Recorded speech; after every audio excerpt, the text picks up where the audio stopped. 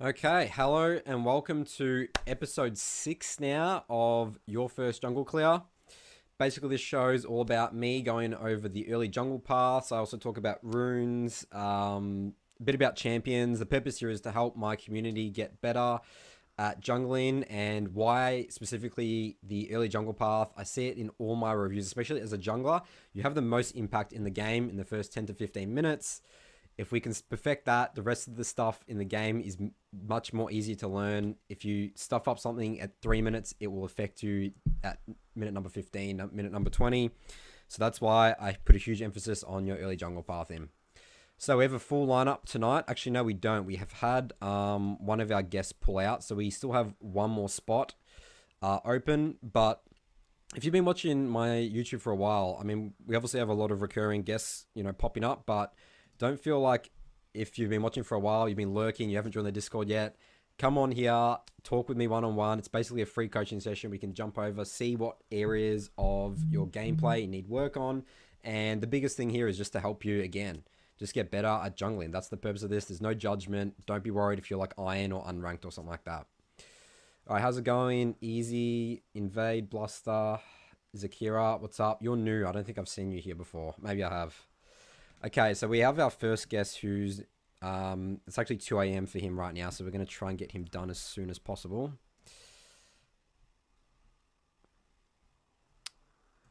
Also, if you have any questions in terms of anything I talk about in the review, I mean, obviously I'll focus one-on-one with the person that I'm in the call with, but if you have anything after you want me to talk about, every time after a review, I'll sit in chat for a little bit, about a minute, 2 minutes, answer any questions you have. If you have anything in here that I explain that you want more clarification on, feel free to let me know. I definitely want to help you guys as much as I want to help the person that I'm reviewing the game of.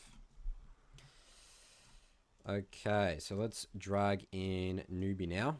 All right, Niubi, you are on the air. Can you hear me, Gorgon? Oh, hey. Yeah, I hear you. Is this your first time on the show, by the way? Yeah, it's first Okay, time. you've been on my Discord for a while, but this is the first time. Because I thought I'd reviewed your game before, but obviously not.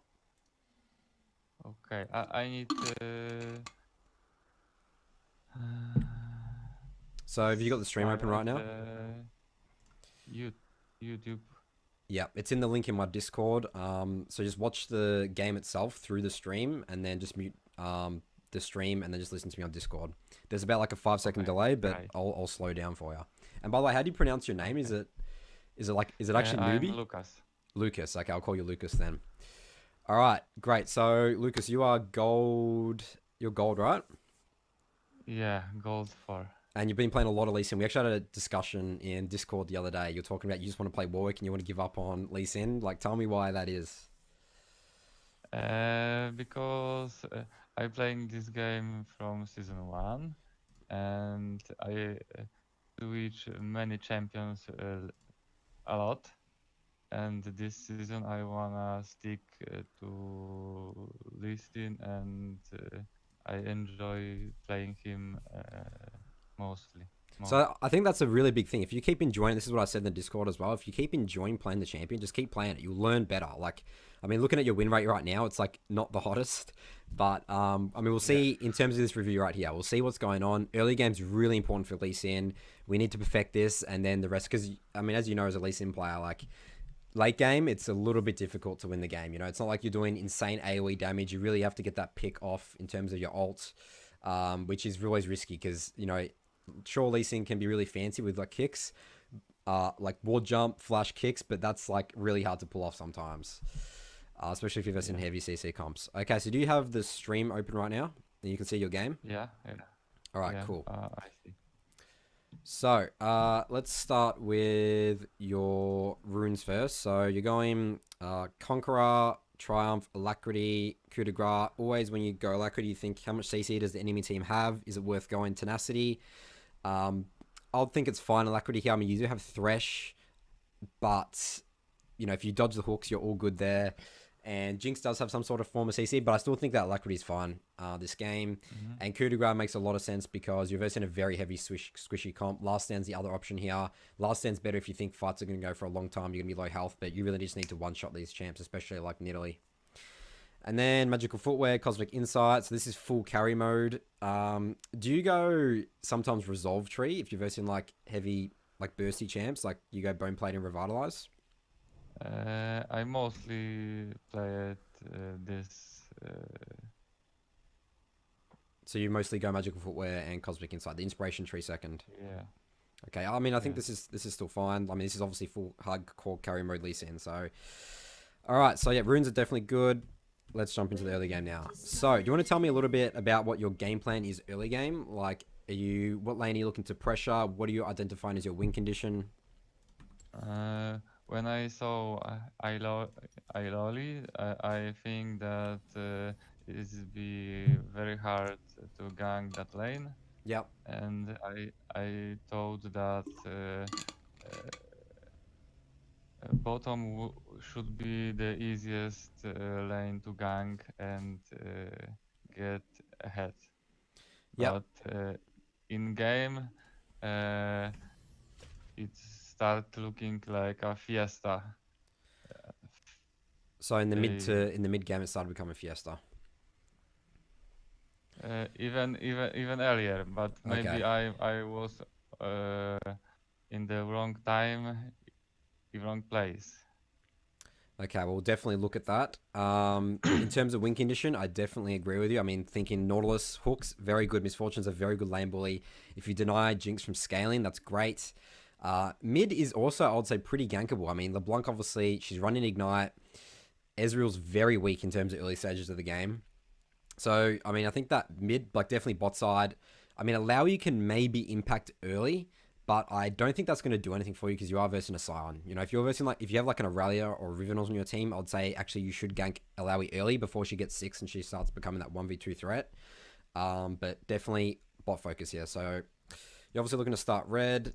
Let's take a look at the game now. So again, like there's a bit of a delay, about 5-6 seconds. I also don't like invading mostly. Okay, yeah, so your team's invading here. It looks like, for me, invading is like flip a coin. Yeah, I really don't like invades. I mean, they're doing this without you. I mean, the question is, I mean, should you have been here to like help? So did you tell them to back off? I'm not seeing any pings from you, I don't think. Yeah, I don't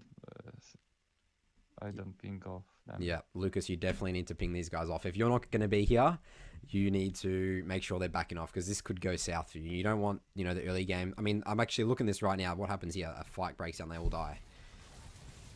So this is already not a good start. And simply just telling them your team to back off. Just be like, hey, I'm not helping you guys. Like, this is the result, you know? Yeah. So this really affects now. I mean, you're versing a 2-0 Nid already. You know, if she bases, she can be looking to get her Stalker's Blade, I mean, her jungle item straight away. Not good for you at all. So communication with your team. If you're not there, the jungler is the one that dictates the invade, right? You're the one that is looking to get buffs. Like your laners aren't going to be taking red buff. So next time, Lucas, I need you to, if your team's invading without you, tell them not to invade because stuff like this happens. Got it? Yeah, sure. Got it. Okay, so starting red buff. I mean, it's not like, I mean, Misfortune still got a kill, but yeah, still be looking to do bot side. I don't think that changes much, but it is definitely not ideal.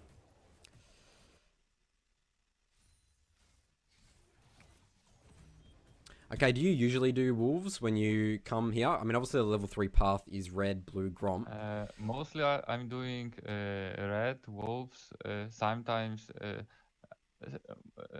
blue and Grom, but sometimes I feel that I should do red, wolves, Grom, and look for a place around the map. So you actually skip your blue? Sometimes, yeah. Okay, interesting. So you know that blue buff gives you, I mean, obviously, I mean, it actually helps Lee Sin. You get extra energy regen and cooldown reduction. So it actually does help you a lot, you know? And I think that doing wolves just ruins your momentum a bit. Like I'm looking at bot right now and like there's a lot going on here. You need to get here ASAP and you need to get level 3 quickly as possible. And so right here, I mean, again, this is where sometimes you can do this wolves path. It's fine if you feel like you don't want to gank bot. And there's not much going on, but these guys are playing very aggressively. You should be panning your camera here using F keys. But you need to get level 3 ASAP. So I think doing your wolves here is really ruin. I mean, imagine right now. I mean, you would be almost finished Gromp right now if you didn't do wolves, and you would be heading down here. Look at this. Like, look at the way the wave position is. There's a cannon wave. These guys are like fighting. Like, this would be literally free kills. Yeah. And now your misfortune has died. But Nautilus is pretty OP. Get some kills. Okay. So looking at mid now, I think mid's gankable here as well. Look at mid right now. Ezreal has to push these minions waves in before he can back off, right? So you've also got an opportunity here. Just come mid right now with it. You have warding trinket. What you want to be doing is, you know, come behind him. Always start your ganks off with E's, not Q's. Walk up to him. He's going to have to burn flash. His E. LeBlanc can follow up.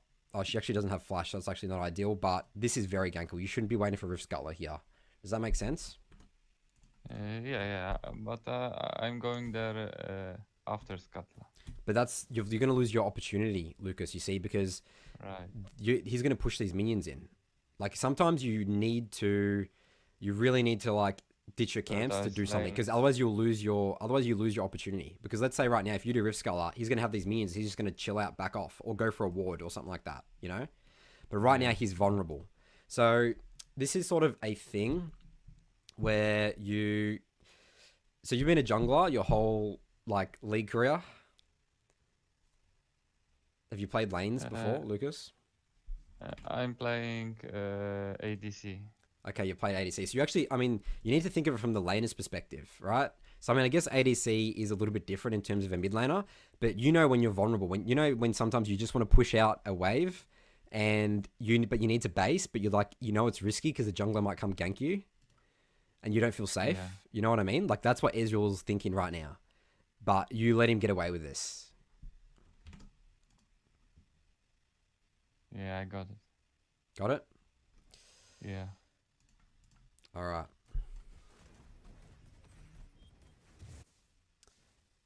I mean, this is actually still gankable right here. So, I mean, this is fine. This is good. But you could have potentially lost your opportunity there. So, you come here. Nice Q. Great. All right. Cool. You still got the kill. The other thing as well is that doing Rift Scuttler, you've lost your red buff as well. So sometimes that makes that gank a little bit difficult, you know? So obviously red buffing ganks, obviously auto attack slow is really good. You know? Right. So sometimes that's also why sometimes you really need to look at your red buff. Be like, hey, I need to gank. My red buff's about to go. Okay. So what happens here? So you're going top side now. So you're looking to double Rift Scuttler. Like, okay, so you go top side after this gank. I mean, you are basically top. And then you see Nidalee top. Okay.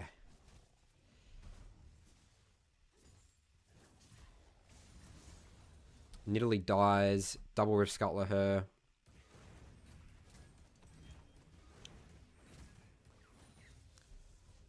And you look to base. Okay, so let's... So before you base here, Lucas, I think that because you don't want to be topside, you should do Raptor Camp, your Krugs, then base and go bot side. The fact that Dragon's coming up soon, bot's actually having a lot of priority, Nautilus is doing very well. I want you to try and get a level of like as early as possible Dragon. Right? So, because right now, if you base, like sure, you can go topside and clear down. But again, the fact that like you have full health. Like yes, you won't clear camps as quickly as possible without your jungle item. But I really want you to do Raptors and Krugs here, because again, you don't want to be bot. You've even said it yourself. Top, sorry, you've even said it yourself. You don't want to be top. Clear these camps. Krugs are very important to be getting off the map now, especially before 5 minutes to get them scaling, get them levels, and then you go bot to, pressure Dragon, and you'd also have and then you would also have 2 control wards as well from that, and it would help you just control river. Because, I mean, right now, like, Ezreal's died. He's burnt flash. You can come to re-gank these lanes very easily. And Nidalee's going to be most... Like, so it looks like you actually lose Dragon here. And, like, this is partly potentially because of, the case. So, I mean, look at this. Now she ganks bot. And now you're not there. Now you lose Dragon. So, like, this path can work sometimes. But sometimes you just need to adapt it and think about... Okay, I'm not going to be bot side anymore. I'm already top side. Let me clear out my top side camps and then go bot. Does that make sense? Yeah.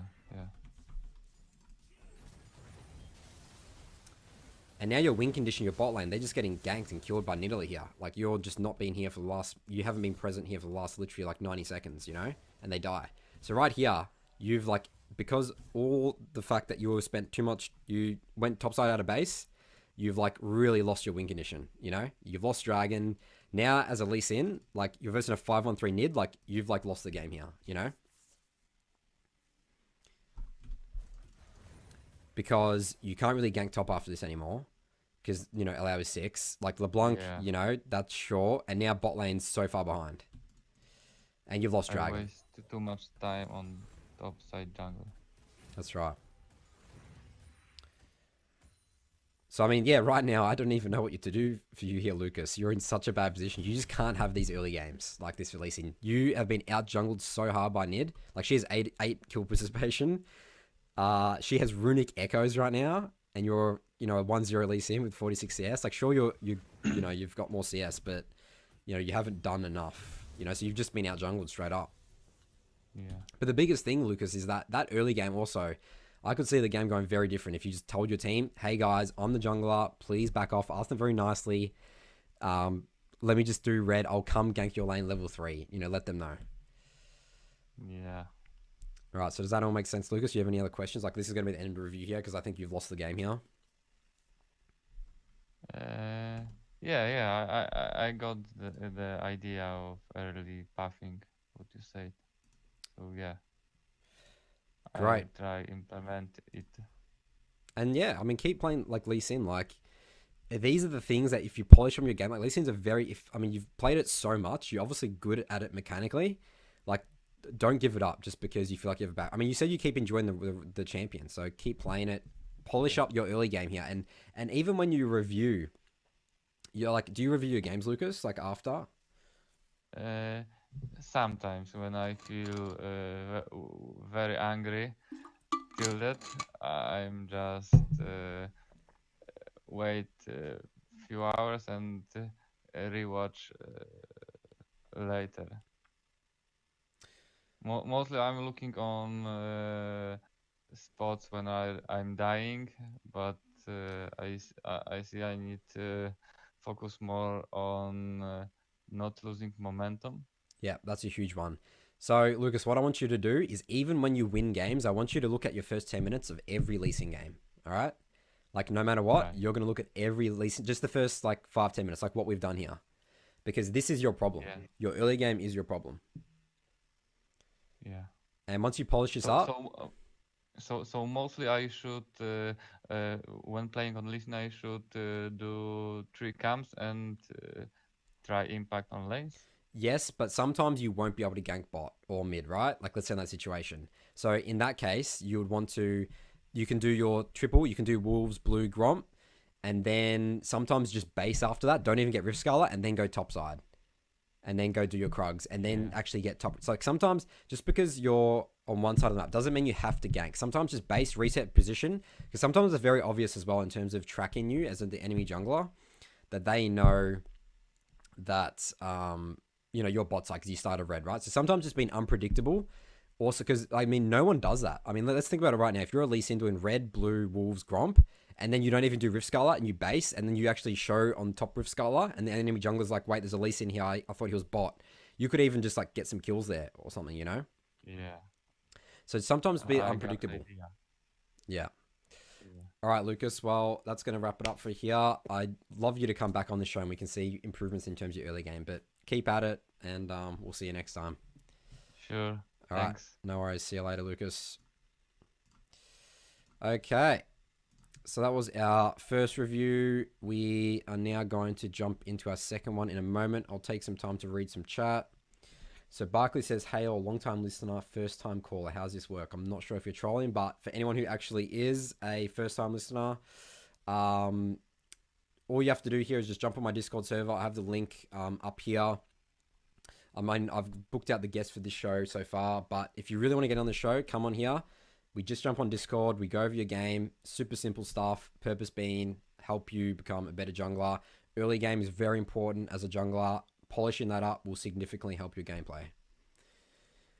Okay, so is this an ADC video? No, it's not, but we did have 2 ADCs in that game. I found the most non-volatile way to tell your team not to invade without saying you is simply an on your way ping onto your buff. Yeah, that works. Do both. No reason not to do both. Tell your team to, hey, please don't invade. I want to start red buff. I want to be bot side. They invade anyway without you. Sometimes they will, Zakira, but it's better to try than not try at all, you know?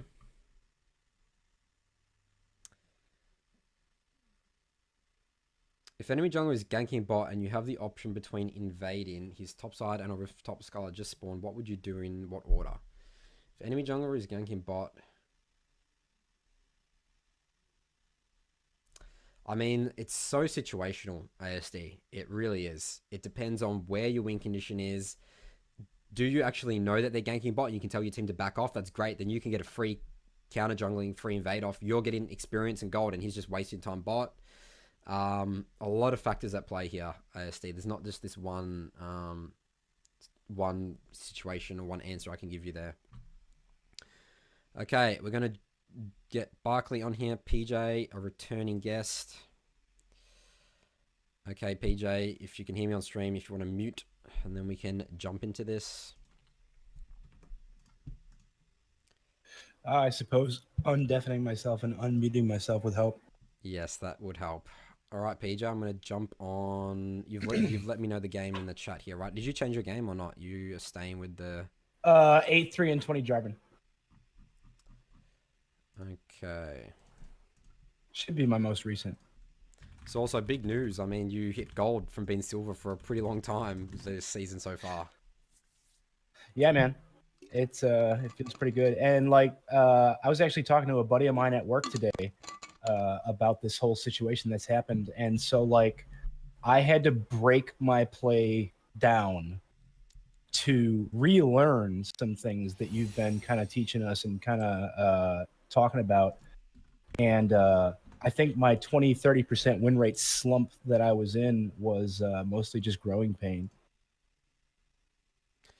So what do you think in particular really helped your gameplay? Like what did you relearn or like learn from me that has the really thing that I helped you? struggled with the most, the thing that was really killing me, and I think I mentioned it in chat a few times, was like I always felt like I was late to the party doing like the efficient jungle clear. Like, you know, if I want to set up for Drake, start on my top side camps and kind of jungle down towards Drake and be there when it spawns.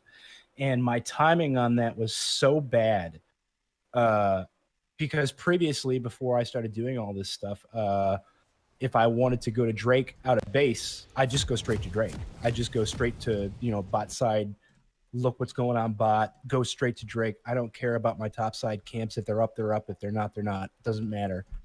And so the big change for me was like making sure I'm not giving over opportunities for like the enemy to counter jungle me and get advantages that way.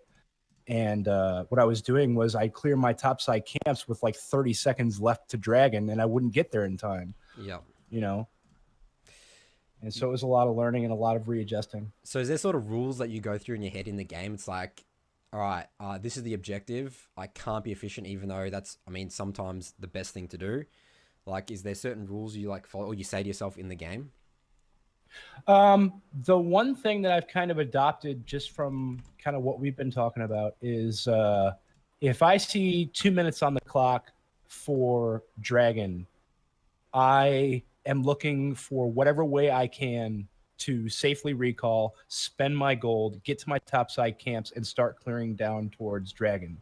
Because I know it takes me about 2 minutes to get all my topside camps, cross over mid, get down to bot side, put some vision down, and like really get set up for Dragon in a good way. Yeah. Yeah, that was the big thing, right? It's the timing, right? It's like understanding, okay, you have 2 minutes and you plan your base in around that, right? That's like the key thing. Like, sure, you can stay on the map for too long, but that's also the thing as well. And some of the reviews that I've done is people get stuck on the map too long. And then they're like in this situation where like, oh, Dragon's up and they haven't prepared it or planned it. And it's like, well, I can stay, but now I haven't spent my gold. I'm not as strong as I could be. Like I've got like 1,500 gold in my inventory. I've denied my topside camps. They're not up. Like you're in this such a bad position, and then you just make ridiculous mistakes from it, and you can lose the game off that stuff. So, yeah, I think that's probably something I'll talk more about. I mean, if it's obviously worked for you, the 2 minute rule. I mean, that's what we can just call it: the 2 minute rule, the 60-second rule, the preparing Dragon. Yeah, I'd say 2 minutes. I'd say the longest you can stretch it, like really getting down to the freaking wire, is like 145 to dragon. Yeah. Yeah. And that's including setting up control wards, right? And sweeping. Right. That's including sweeping and setting up control wards, getting mid and bot priority. And have you found getting dragons have been very easy in terms of doing that? Oh, absolutely. 100%. Yeah. Because then there's no threat of some ridiculous fight happening. It's very clean. No, all the threat is on them. Yeah, They've got to deal with the That's threat. right. And then they'll make mistakes, right? Check a no vision river, and then you just get them kills, and then you just take dragon after it. Yep. All right, that's great to hear, PJ. We're going to keep going on the climb here. So, let's start with your runes. You've chosen to go electrocute this game. Every time you go electrocute, obviously on Jarvan, you think, I want to kill people. You want to kill people, right? You've versing an Ashe, you've versing a Senna, Kha'Zix. Relatively squishy early game. Pantheon. I think this is also a potential Conqueror game. I think it's 50-50. I actually flip-flop back and forth like 3 times in Champ Select. Yeah. Because Pantheon is like a little bit difficult to kill in terms of because if you all in on him, electrocute. But Ashe is the one who you want to be killing bot, right? Right. Chat is saying your cam went blurry, and I can confirm that. Yeah, I'll fix that up now. Sometimes this happens. All right, that's not good. I'll actually just unplug it and replug it, I think. My webcam does that too, and I don't know why. Yeah, it is annoying. Sometimes it happens in my reviews, and I literally have to like redo the whole thing. Okay, come on, webcam. All right, there we go. All right, so what were we talking about? Talking about the runes. Yeah, so I think it's 50-50, but let's talk about a little bit your win condition. We can just go into that right now in terms of where you're looking to pressure that. That's pretty dictated about what your runes you go as well.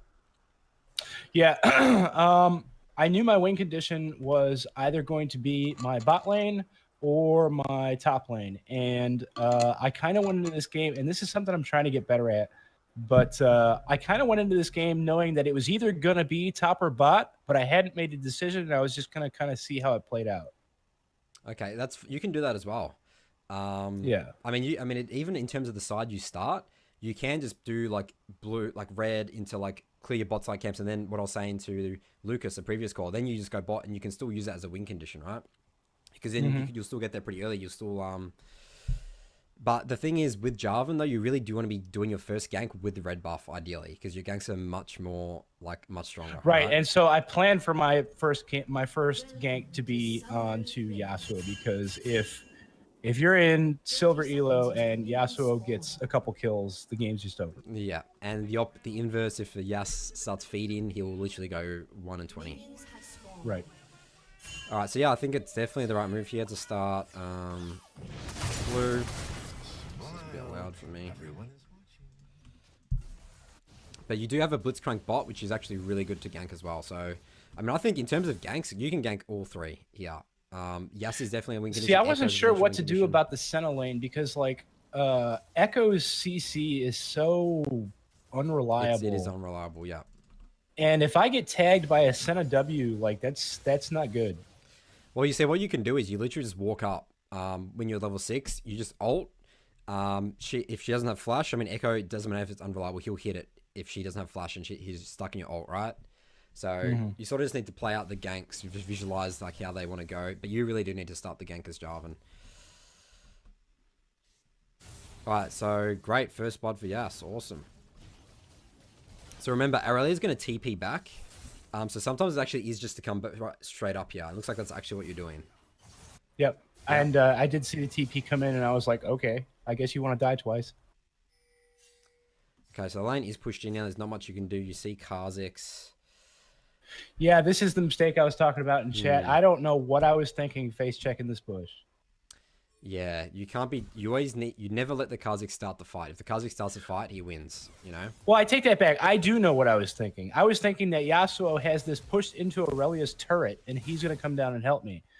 But at no point does Yasuo ever give me any signs that he's coming down to help me. And so this is a symptom of playing the game I want to play rather than playing the game that's going on. Yeah. Okay, so you can't be relying, like, especially a Yas that has just got first blood. I actually want the Yas to base. I don't want him to come help me do Rift Sculler. So, like, this will extend his lead even further. Like, it's pushed in. He doesn't have anything to do here. So what I want you to do here is, like, your decision process should be, I want Yas to base. He's got to kill. He should spend his gold. I do Krugs. I base, and I'm looking at bot right now. Like, I go gank bot. Okay. Straight out of base. Like, don't even do your Raptor camp. Just do Krugs, get him off the map. And then you can go to top bot Rift Scuttler. Like, yes, I know you're a Jarvan into a Kha'Zix, but I mean, again, this is in terms of F keys looking at your kills. And sometimes you need to think about, like, I talk a lot about your base, but think about your opponent, your teammates' bases as well. You know?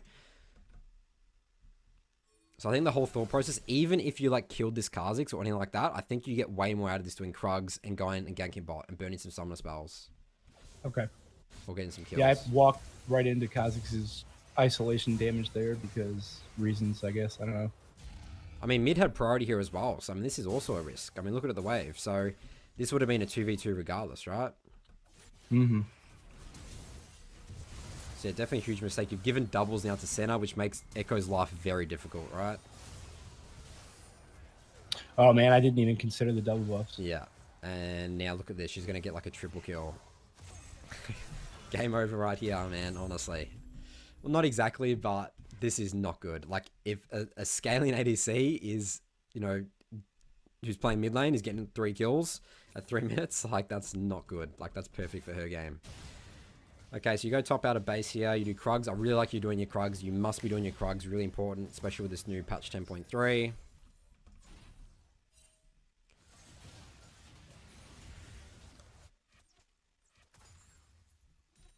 So the problem here of you being really far behind now is that, and this is why you really can't die early as Jarvan. It's really bad for you because you don't have any AD items now, and everyone's starting to get a lot of health.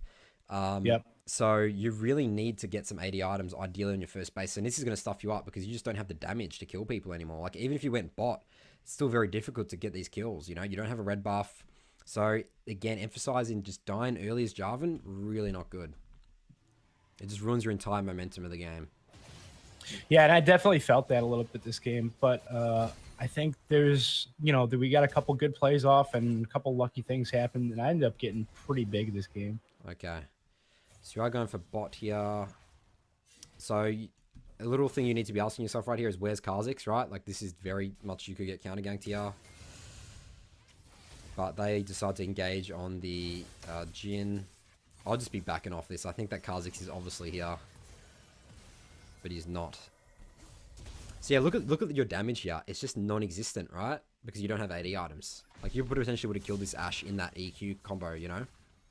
Yep. And instead, we all end up running away with our tails between our legs. Well, I think I mean, the way they're playing here, I wouldn't EQ in at all. The way they're playing right now, I don't know where Kha'Zix is. I actually, like, he's not here. I mean, where is he right now? He's, like, topside, but you don't know that. Right? So, I think this is incredibly risky. Incredibly risky to EQ in here. Like, I could see a situation here where all 3 of you guys just die here and literally game over.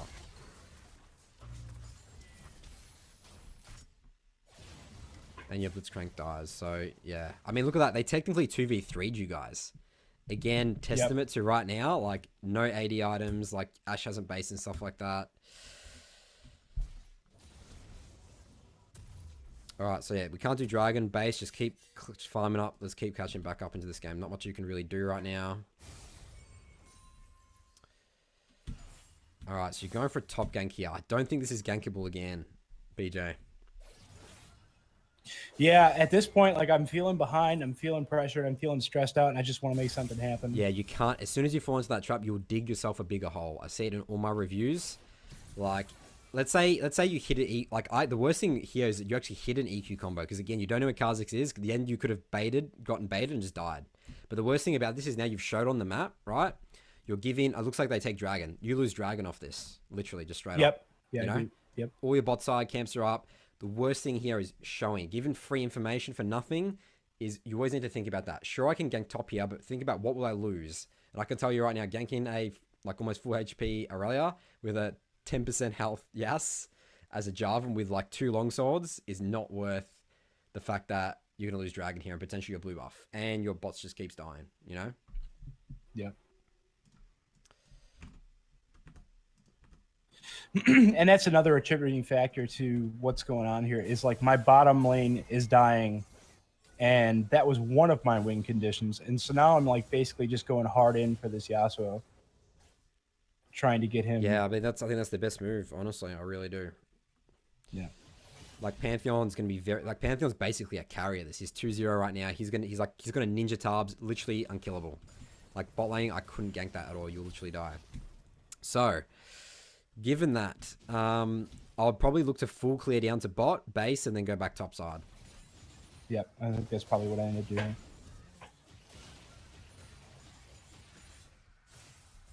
The reason why I wouldn't want you to base, the other option is to base and go straight bot side, is the fact that Kha'Zix is probably here waiting for you potentially.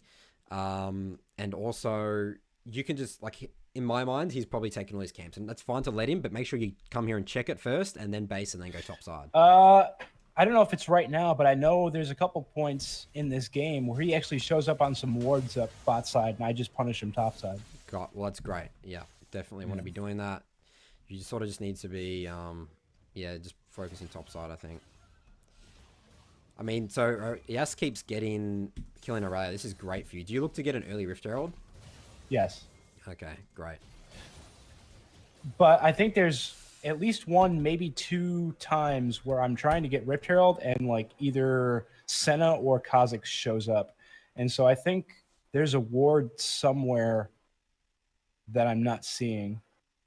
Okay, so the fact that you're saying that, right now, you should have based instantly after Wolves, got your Warrior 2 control wards, and switched out to Red Sweeper Trinket.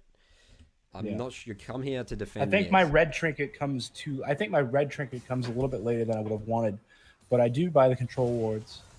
So this is not worth to defend mid at all here. It really isn't.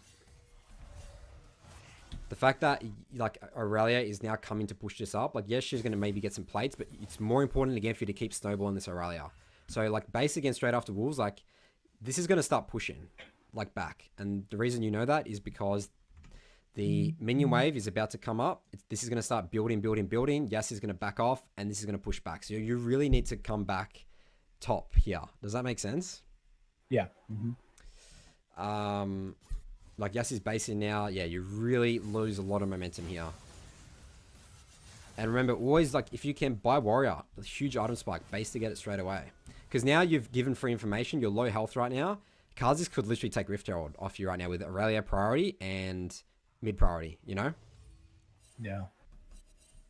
So that, again, huge consequences for not basing after Wolves and showing mid and getting chunked by center. Luckily, Kha'Zix doesn't take Rift Herald.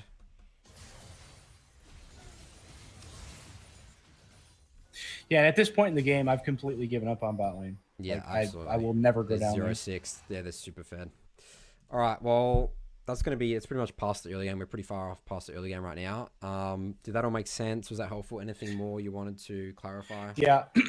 Yeah, I'm still giving the enemy jungler way too many avenues to get back into the game. Get ahead of me. Yeah, definitely. All right, thanks, PJ. We'll see you next time. Yep. All right, so that was our second guest. PJ's recurring guest on the show, and also he's having great results so far from applying my material. So he's gotten gold recently, he's silver for a pretty long time. He's on the climb, so good to see. Always good to see the results from members of my community. Okay, so looking at our next guest. So Gekko says, yep, you can be my last guest, Gekko. Okay, so next we have Odyssey, who's also returning guest of the show.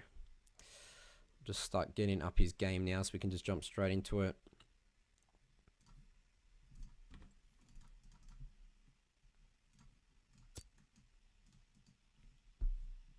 And then again, if you guys have any questions about anything in these reviews,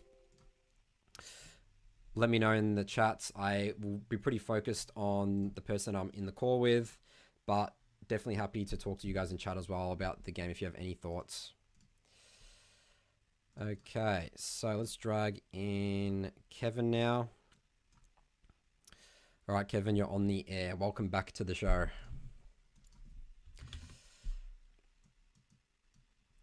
You're muted in the in Discord if you can hear me on the stream.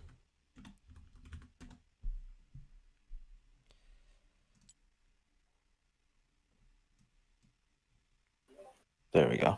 All right, cool. I'm just getting your game up now. Your IGN's Odyssey, ODYSSEY, right? ODYSSEY. Yep.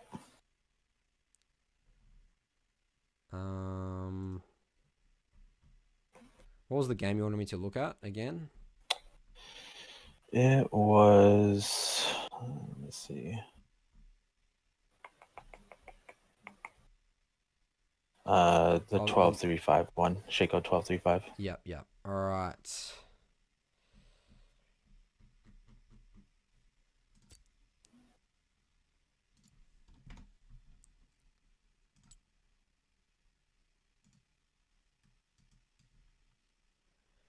ODYSSEY. For some reason, I got this profile where I'm seeing Ziggs LeBlanc. You're on NA, right? This is NA. Yeah, NA. Can you copy and paste your IGN? Yeah. I'll actually just link you straight to my OPGG. Poltron, you're fifth now. You're fifth guest. Gekko is last. Oh, sorry. The 222. I forgot the 222.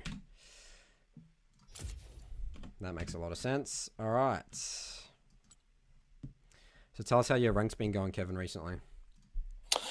It's been going pretty good. I'd say up until this last 3-ish days, I've been, between a 60-70% win rate. I've been consistently 60% plus win rate the last few weeks. But the last couple of days, I'm honestly I'm coming back from a game right now, just feeling a little tilted. I've consistently been getting mid laners that are just talking mad trash to me, even if I'm ahead, carrying, have all the objectives.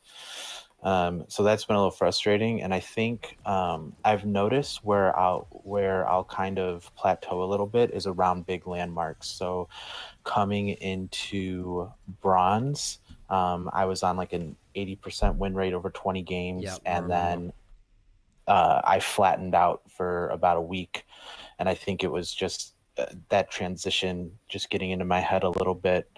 When I was about to hit M7 on Shaco, I started focusing too much on that would get into my head, and my win rate went down. And then now I'm about to hit into silver,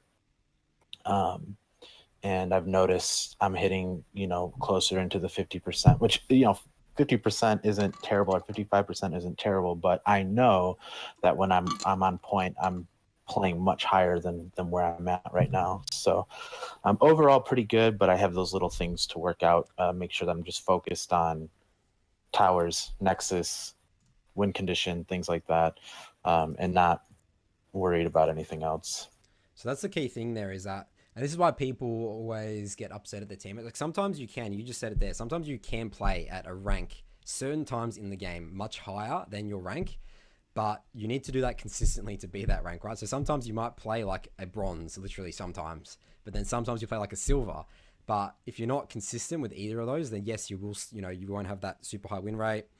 And I say that all the times in terms of, that's why I talk about consistency all the time, and making plays that are like 80-20, 70-30 that are going to work, and just learning to concede things sometimes when your teammates, like, let's say you're getting abused by your mid laner, like, I mean, you say you get tilted by it, and sometimes you might just lose a game because someone's literally just intentionally wants you to lose the game, but you just got to ignore it, just make those 80-20 plays, 70-30 plays, right?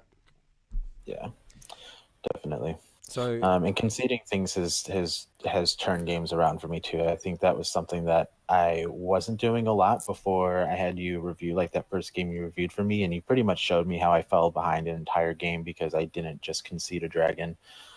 And so since then, it's been a lot easier for me to just let things go, tell my teammates to let things go, and just move on and keep up the pace elsewhere.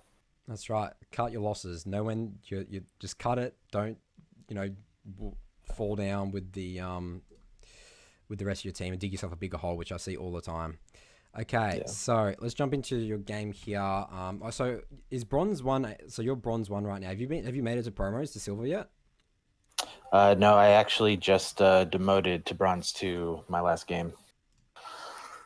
Okay, so you're actually bronze 2 now. Okay. Yeah, I think out of my last 8 to 10 games, I think I was hitting like 50%, closer to 40%. I've had some really intense teammate stuff the last few games. So, yeah. All right, so tell me about... and that's not to put it on the teammates. But... Yeah, you definitely don't want to be blaming your teammates. But yeah, sometimes, again, you're going to lose. But the key factor in all your games, the common denominator is you are in the games, right? So, right, you know, exactly. if you're the one playing... And I will say, like 3 of the 4 of the really, really not great games, I thought to dodge, but didn't. Gotcha. Why not? One of them, I wasn't sure if I dodged because I was sitting at 0 LP, if that could risk me getting demoted. One of them, I don't remember what the other ones, to be honest. But it's definitely, and this is a lesson that I've learned before, like when I just dodge, if I think dodge, it always goes so much better. And very rarely do I not dodge a game that I want to dodge and it worked out. Yeah, just take the 5 minutes. Sort of sucks because you spent time queuing up and you don't want to you want to play ranked, right? But, you know, it will pay dividends versus, you know, playing a game for 30 minutes where, like, you're going to lose from Champ Select anyway, right? So, yeah. So let's jump into the game now, Kevin. What what do you think in early game? What's your win condition here? All right, so early game as far as win condition, I'm not entirely sure. Looking at mid lane as some pretty easy ganks. I love ganking with Diana because if she will wait until I'm behind their laner with my Q, she can E in right as I pop out. I get my slow. I've already got a box down. She's in with her burst. And Ziggs has no disengage. So I'm looking does at have that. Disengage with his the blast thing. Yeah. Yeah. I mean, I feel confident enough that we can get in and do enough damage off the bat with a little ignite to finish it, versus trying to gank on a Nautilus, or I'm not really sure what to do with this Rumble Graves thing because Graves can't do damage through minions. So I'm not really sure what's going to happen with that. So I decided to do a pathing. Xayah didn't come to leash, but there's a pathing that I can do with Shaco where I can clear my entire bot side by like 220 and be there for a gank. And so what I've been doing with that lately, I ditched it for a little bit, but what I've been doing with that lately, if I'm not really sure where I want to go, is I'll do that pathing. If bot lane's set up for a gank, I can gank right away, and then I still have enough time to go to opposite side Scuttler to either contest or defend my blue. Because the clear is so fast. So that's what I go to do here. And so my idea is if bot's primed for it, I'll go in. If not, I'm going to transition gank mid and then go clear my top side and just kind of read the map and see what people are doing. Okay. Yeah, I mean, that's a very fast game. If you can do your Krugs on, like, your first clear, I think it's really, really good. Like, and Shaco, I mean, you obviously really know how to do the Shaco clear, so this is pretty much perfect. In terms of ganking Ziggs, I actually agree with you. The fact that Ziggs is a ranged matchup as well, and he would usually just use all his abilities, I actually really do think that getting Dino is probably a win condition here. Bot lane is potentially a bit difficult, but still doable. And yeah, you're right. Graves laning is just weird, but Rumble's also very gankable. Like, he doesn't have any ways to really get away. You can slaughter him with your Jack in the Box W fear and just E slows and red buff and stuff. So, I mean, obviously Shaco, you have a lot of options, but you do definitely want to hone in onto one sort of lane so you can put your resources and time into getting one member really ahead. Okay. So here with Zaya not being there with the leash on the red, this clears a little bit slower because right about now I'd be wrapping up, but it takes a little bit longer. Gotcha. It's still not too bad. So, yeah, okay, go ahead. no, this is good. This is really good. That's a really good cue over the wall. You burn Ash's flash. This is great. I mean, this is a really good scaling lane. If you can burn these guys' summoners, they're like early. This is going to really like relieve pressure. Even if you don't go here anymore, like it's actually fine because then these guys, the Zaya and Nami, they can just chill out and they'll actually outscale. Like Nautilus is very useless in terms of get into like mid to late stages versus like a Nami, you know, buffing up everyone and healing. So I think that's a really good gank. But you're looking to re-gank this. So I definitely like the wave position. This is why I picked this game, was pretty much these decisions here. I was really confident that was not warded because it was so early.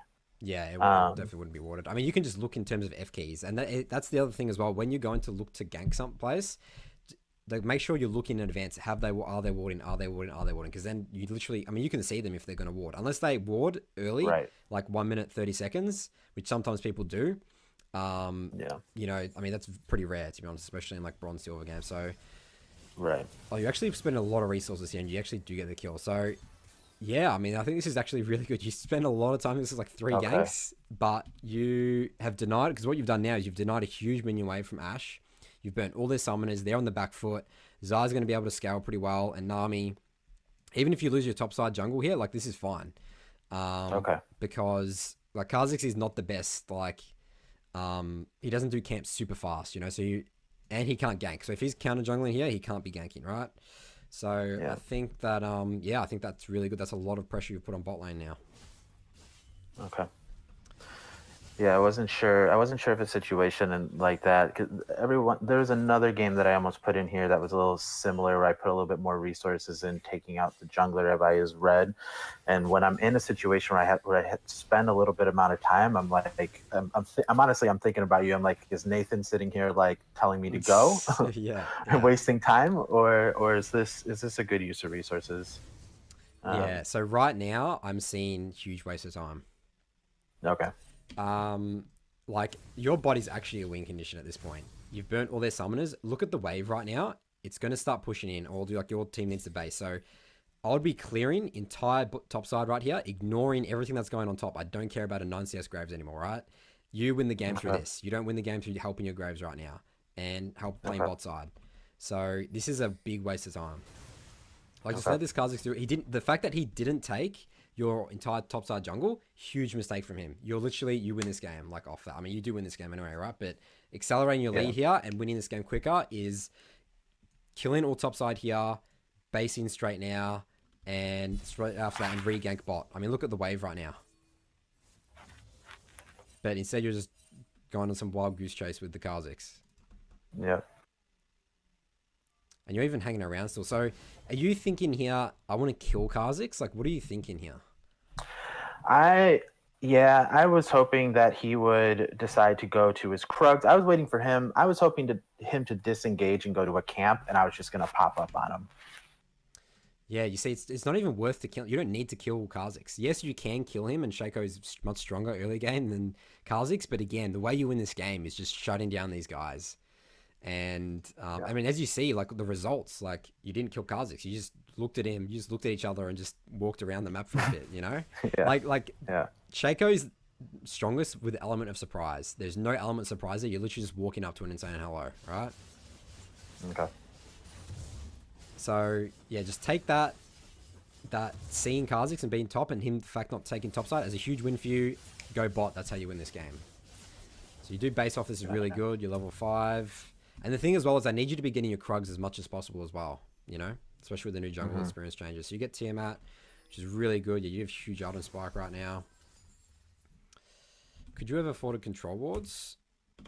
Oh, you did get your control wards. All right, awesome. So let's say I'm going to pay attention to how you use these.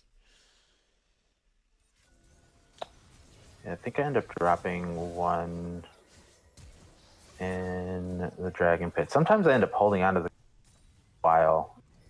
I want to make sure they couldn't see a gank there. Yeah. Yeah, I think that's definitely the right move. I mean, this is a really good gank. They are committing to Nami, kill Ash. So the Q on top of Nautilus, this is pretty greedy. Yeah, You I don't don't know. know where Kha'Zix is. This is a win. He has to base anyway, right? Don't risk dying. You're a 2-0 Shaco. You have your entire bot side jungle up right now. You're just, right, what you're doing right here is just ruining your momentum. If you die here, I mean, even if coming here and trying to kill the Nautilus, like, you don't need to do that. Like, get level 6. Yeah. Shaco level 6 is, like, God mode, right? Make Yeah. that a priority. Okay. So the Zaya does eventually kill him. Come here, do red buff, Krugs. Uh-oh, what are you doing here? So yeah, you place the controller in the pit. You shouldn't be afraid of Kha'Zix soloing Dragon, honestly. The fact that he knows that you're bot side, it would be suicide for him to do it. Like, if he manages to do this, props to him. But you also have if you're actually afraid, I mean, you got a scrying plant right here. Hit the scrying plant, you know? Mm-hmm. Yeah, I guess I do have and maybe this is something I can work on, but I don't necessarily always have a huge a lot of trust in my team, and if there's no vision on the dragon, I just don't feel comfortable because I don't necessarily always feel like other people are paying attention. So that's fair enough. You definitely don't want to be trusting your teammates too much. You don't have the expectation that they're going to do the right thing. But just assessing the champion right now, you're playing against like, if you're versing an Olaf or Warwick, maybe I'd be scared. But the fact you're versing a level 4 Kha'Zix right now, like, just no way he's going to be able to do this. Okay. So again, just sort of assessing like the champion you're versing against, and putting yourself in the Kha'Zix's shoes. He just saw you bot side. Like, why would he go do Dragon? He doesn't have vision here unless he's got some deep wards in here somehow. I think that's really unlikely. Put yourself in the enemy jungler's shoes and be like, can I do Dragon, you know? But I mean, you don't play Kha'Zix, right? So you don't exactly know how weak his Dragon take is solo. Yeah, I've played him a little bit, and I guess, yeah, I don't remember. I remember his Dragon being super strong. Yeah, it's like a peace of mind thing for me being able to see it. Yeah, I mean, it's okay, but I think you just wasted this control ward. You know what I mean? Yeah, for sure. So you come regank this Nautilus. I mean, these guys are just constantly dying. So I mean, I love your focus bot here. This is great from you. Get Dragon off this. Yeah, I'll admit this focus. Well, at least some of this focus bot is unintentional. So something going over this now. So that's a problem. That's a huge problem. The fact that it's unintentional, that's something you need to really take a look at. Go on.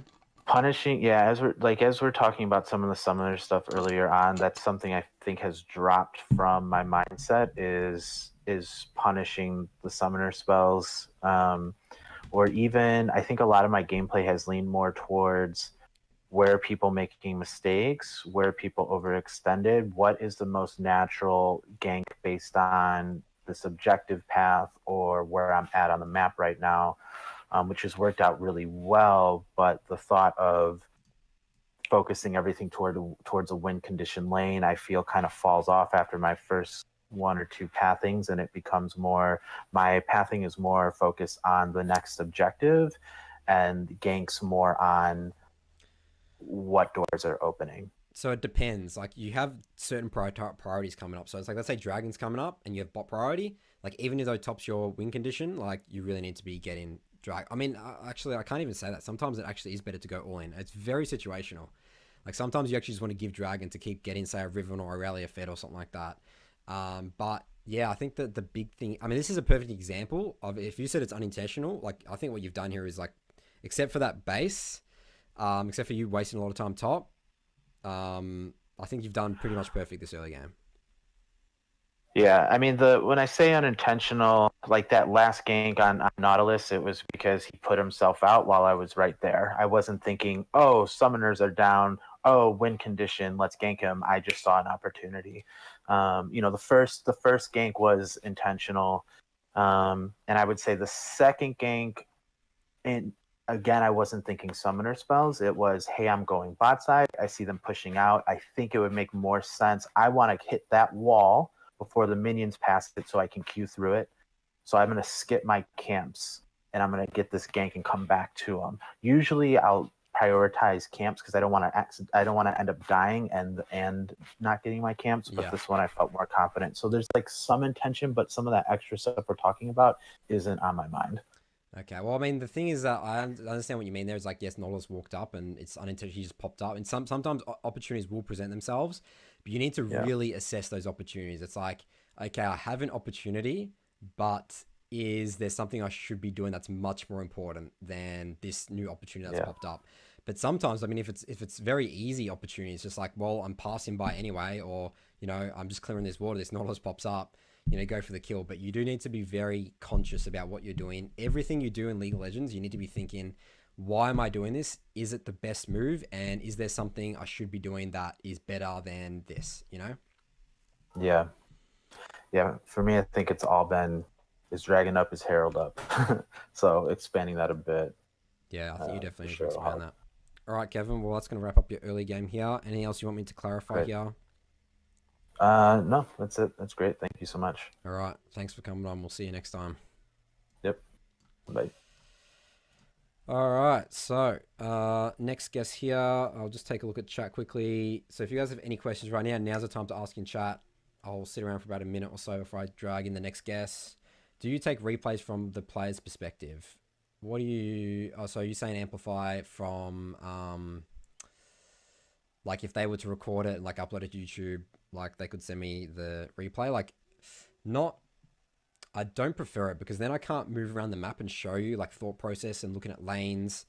But sometimes it's also good because I get to see more of mechanical perspective and also seeing... The biggest thing when I just see a replay, like of someone else's gameplay, it's literally just like from their perspective, it's just, they're just not using F keys enough. You know, they're just tunneling too much on camps, sort of just walking around, hoping opportunities to present themselves, versus like really planning it out and using F keys to give you information to make the correct decision.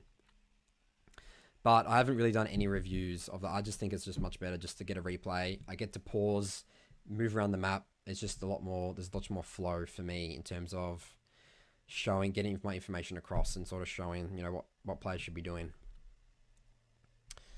Okay, let's drag in now. Our next guest is Hungry Apples. Okay.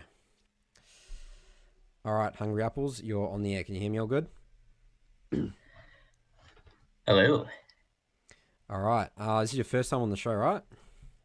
That's right. All right. I'm just going to log on to your NA, right? I am. All right. Let me just log on to the profile. You let me know what the game was that you were wanted review. Yeah. Let me just scroll up. Vi. Yeah, that was it. Mm-hmm. All right. So tell us, how's your ranks been going so far? By the way, what's your... Hungry Apples are pretty weird to be calling you. What's your real life name? Oh, this will be pretty easy for you to remember. It's Nathan as well. Great. There's another Nathan that popped up on the show the other day, so that's really nice and easy. You know, the funny thing is, I grew up, I never really knew any Nathans. Like, there was like literally like one or two. I think it's such a like a unpopular name. I don't know if it's just an Australian thing or something like that. Maybe it's more popular in the States, but... Yeah, I'm not sure. I didn't know that many Nathans growing up either, but I like the name. Yeah, it's all right. It's all right. I mean, you don't really choose your name right, so you sort of got to get used to it. Yeah, pretty much. All right, so yeah, tell us how your rank's been going so far, Nathan. So basically, so I kind of have had like my League of Legends. It comes in, you know, kind of sprees. You know, ever since I started working full time a few years back, I just, you know, found that I haven't had as much time for it anymore. So this season, you know, I was like, I'm gonna try to really get back into this again. You know, I started watching your videos. So I found myself with a lot of time this weekend. So I basically did all my placements. I went 5-5, not the best, but, you know, not terrible. So I placed into Silver 4. It's kind of weird though, because so you were Gold 4 last season, right? I was. So right now I'm actually gaining like 45 LP and losing like 6. So it's kind of like a weird spot to be in. It's basically just But, means it's trying to just match up your MMR with your rank. So it's just trying to make the system's trying to tell you, is this guy really gold? You know, so you're gonna have to keep winning. Yeah. But if you keep losing, I then gotta you'll prove it. slowly. Yeah.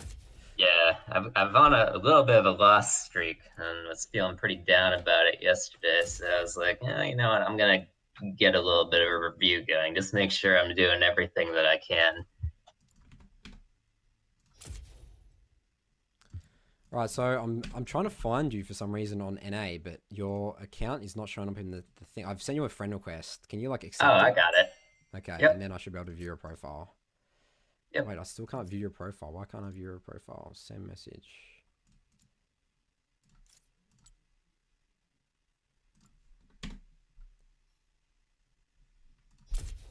Do you know how to look through someone's profile from their friends list? You used to be able to do it. Why can't I do this anymore? Can you right click and say view profile? No, that doesn't exist anymore. Does it exist for you? Wait, it exists for me. Okay, it does for some people, but for you it doesn't. This is really Huh. strange. That is really weird. And you don't show up in the search as well. That's weird. I don't know. I mean, there's nothing special or tricky about my name. I mean, I'm not sure, I've but- copied and pasted it from OPGG as well, and like Yeah. Actually, I'll just type it out manually. Maybe that will work. Are you hungry?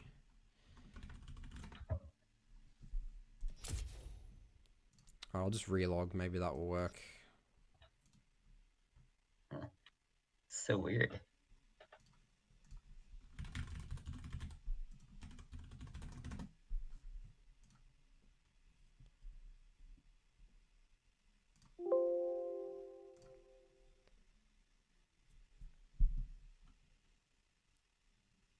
Definitely the North American server, right? I mean, I added you. I added Oh, you yeah. from NA, right? So Yeah.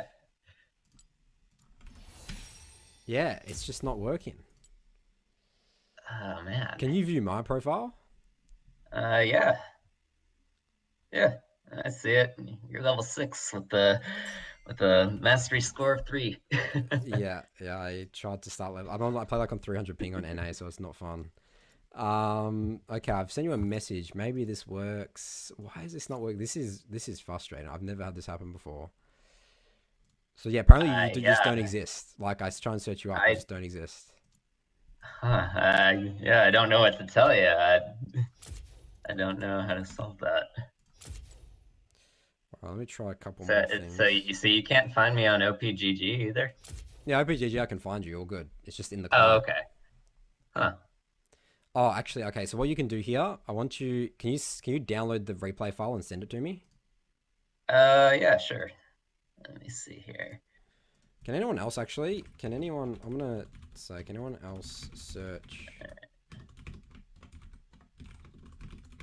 All right. I'm really curious about this. Alright, so how do I actually download the replay? So what you want to do because is go to the game in terms of match history, and you see the little download thing. Yeah, I've done that, and I've actually like watched it a little bit, like before So this. I then don't know how to like. go to your documents and go to League of Legends and go to replays, and then find that file, and then just Okay. drag and drop it to me in like Discord or something like that. Okay. Ah, shit. Which one is it? Oh, there it is. Okay. Alright. Oh, actually, no. What I can do is actually I can look at someone else's profile and then watch the replay from there. That's actually makes sense. All right. Yes, I can do this. Okay. All right. We're all good. Okay, you got it? Yeah. Okay. Awesome. Awesome. All right. Wait, this guy only plays normal games. Can't do him.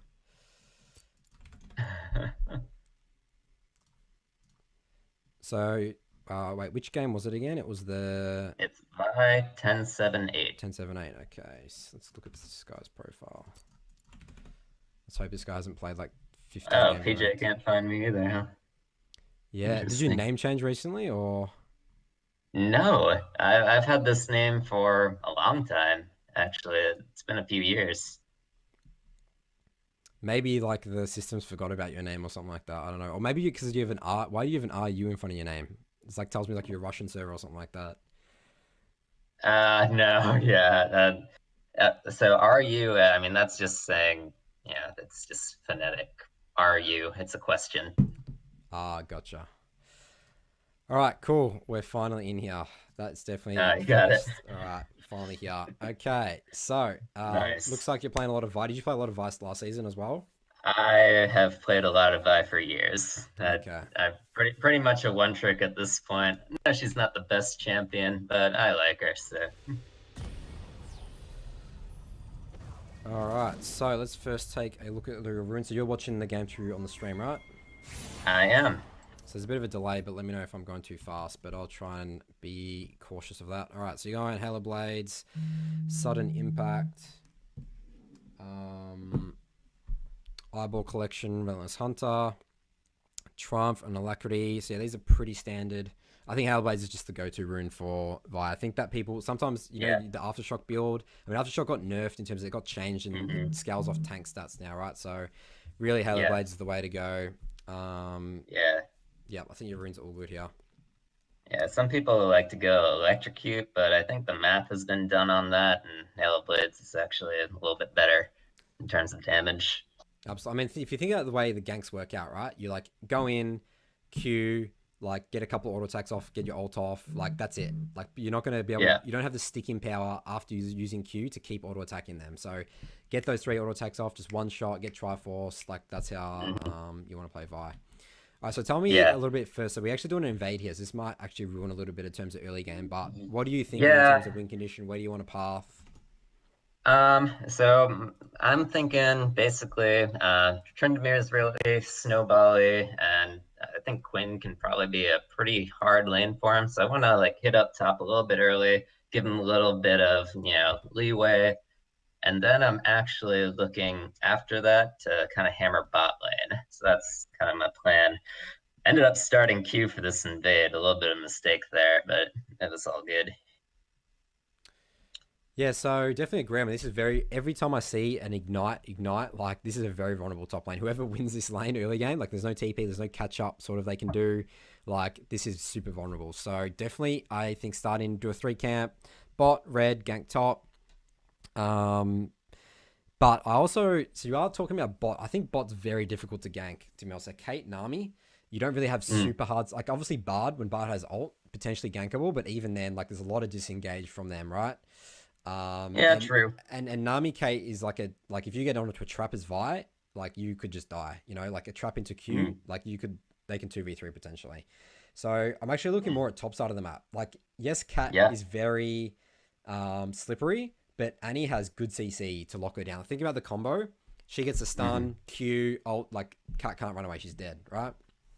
True. So I think that you can utilize any CC here, but I mean, sort of see how the game plays out after the top gank, but that's what I'll be thinking this game. It's like bot, like not so much. I can just try and get dragons through killing mid. But again, it depends a lot on the wave, but that would be my initial win condition game plan. Does that make sense? Yeah, makes sense to me. It might have worked out better because if I recall correctly, Katarina got pretty huge this game, and that's why we ended up losing. Okay. So we'll see about how you could have minimized that. So this is where I'd be looking. Do you use F keys much?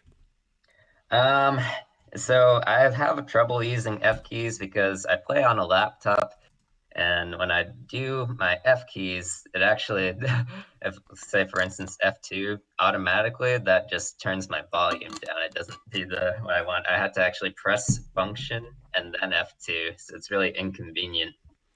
Yeah, so I do try to look at lanes manually. So yeah, if you look at lanes manually, that's fine. But I find that the habit of F keys, you look at lanes way more than when you do manually, right? Because sometimes you're doing a camp and it's just way more efficient, right? It's like you can flip to a thing, you're in between your auto attacks and your E's, flip to it, and then spacebar back, and you get to just get a little bit of information, you know? Like sometimes you can't assess fully because you don't have enough time to look at it, but it's a really good habit to get into. And like looking at lanes as a jungler is so important. So why I say that is because I'm looking at Quinn right now. You see how he runs out of vision here? This tells me that he's warded.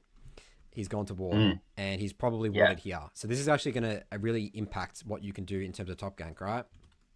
You're totally right there. I didn't notice that in the game.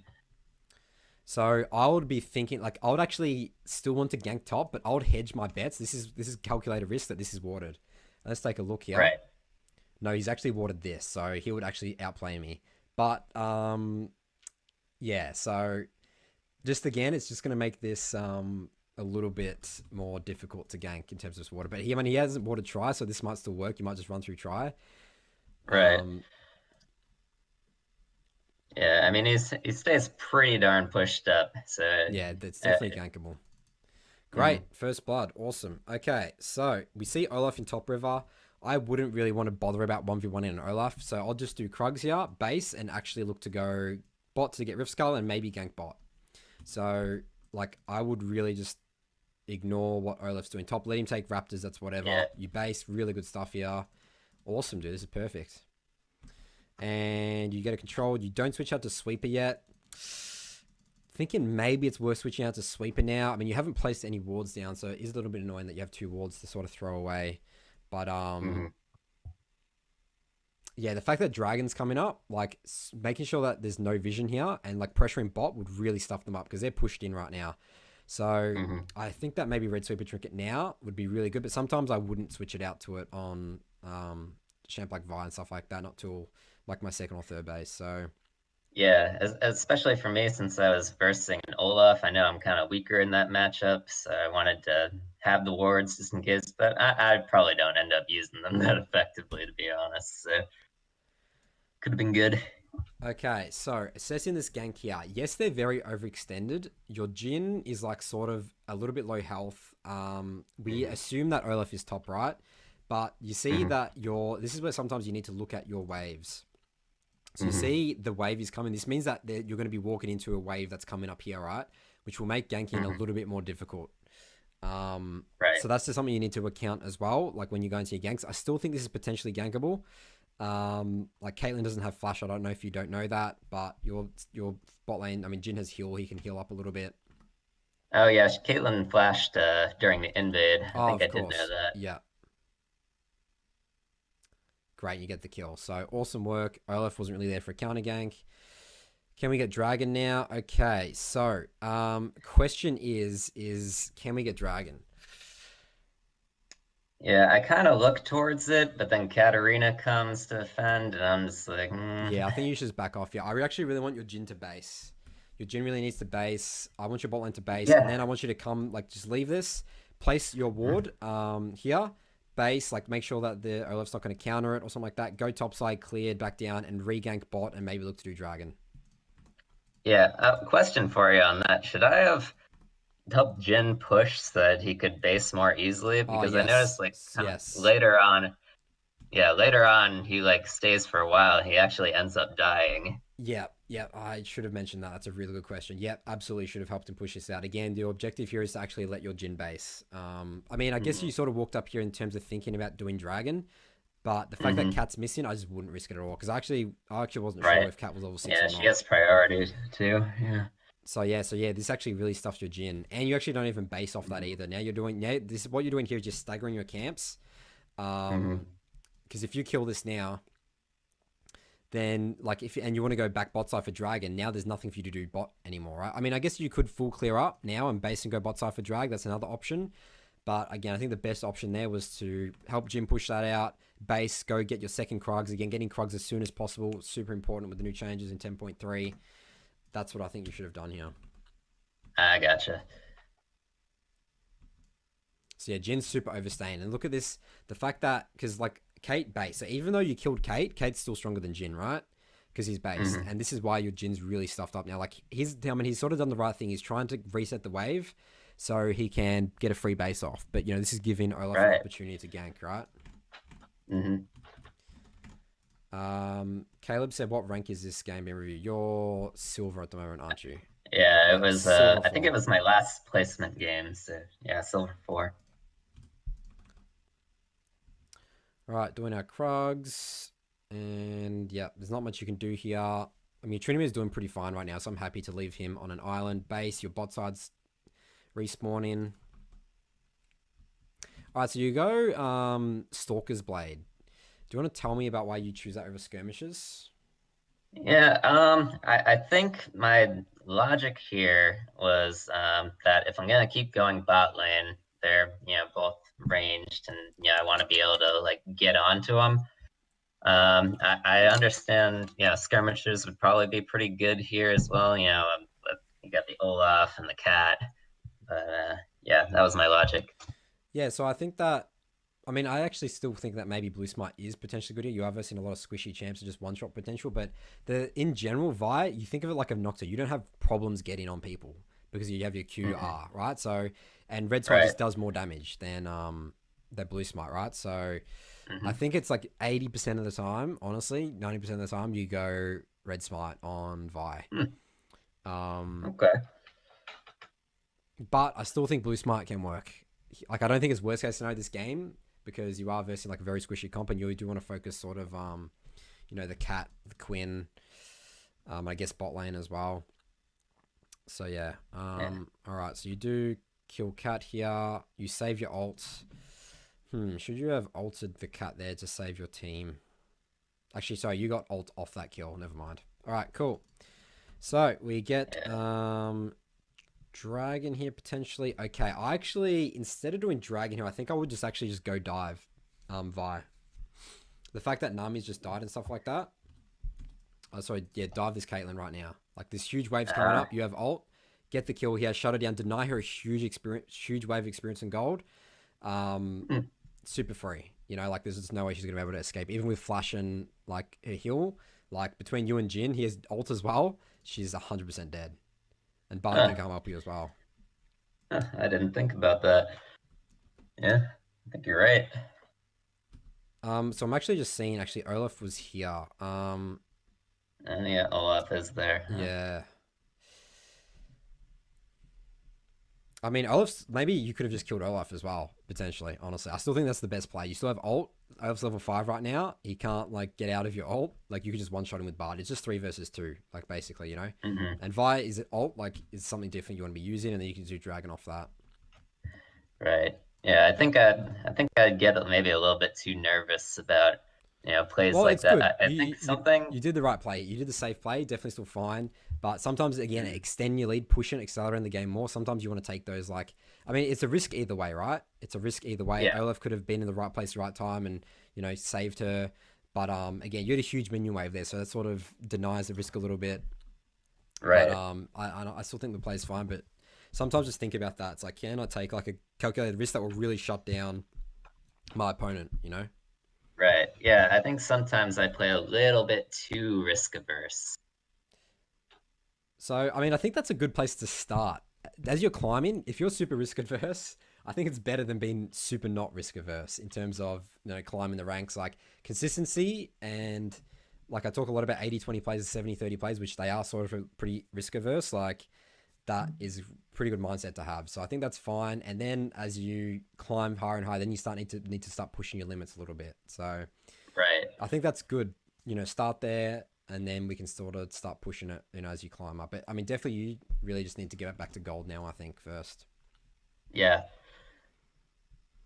All right. Well, that's going to be it for this review, Nathan. This is the early game. Anything else you want me to clarify here or explain further? I don't think so. I mean, honestly, this game, early game went pretty well. It probably would have been a better game to like do a full review on, since it's like really we lost late game. Yeah. Okay. Well, submit. Have I done a review of your game before? You have not. I've been one thinking that you about think's it. good. Yeah. I mean, even wins are fine for me to review as well. Like losses are good, but wins are good as well, just to see how you could accelerate your lead further. So I'll note down here. Do one for Hungry for Apples once you submit a review. All right, sounds good. Well, thanks. I really appreciate you looking over this with me, and definitely, some things in here that I didn't consider. No worries, Nathan. Hopefully it was helpful, and I'll talk to you next time. All right, sounds good. See you later. All right, cool. We are slowly running out of time here, but we do have 2 more guests, so we're going to sort of power through these next 2. So we got a Gekko next. I'll drag him in right now. Gekko, if you can hear me on the stream, you're muted on Discord. You'll have to unmute. All right, we good? Can you hear me, Gekko? Yeah, I can hear you. Can you hear me fine? Yeah, great. Is this the first time you're on the show, or have I done a review of yours before? You did Kane review on Yes, my that's game. right. I knew your name was familiar. Okay, so let me get your game up here. You're on the EUS server, is that right? Yeah, Warwick game. 7-3-18. Okay.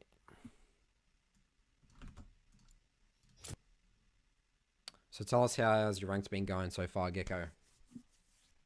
I haven't been playing much. I guess I have a little bit of ranked anxiety, I guess, or something like So you're a that. little bit afraid of getting into rank. So, I mean, when you do play ranked, what do you do you still have like anxiety before queuing up? Like, do you feel like are you scared of losing LP? Like, what is it behind that?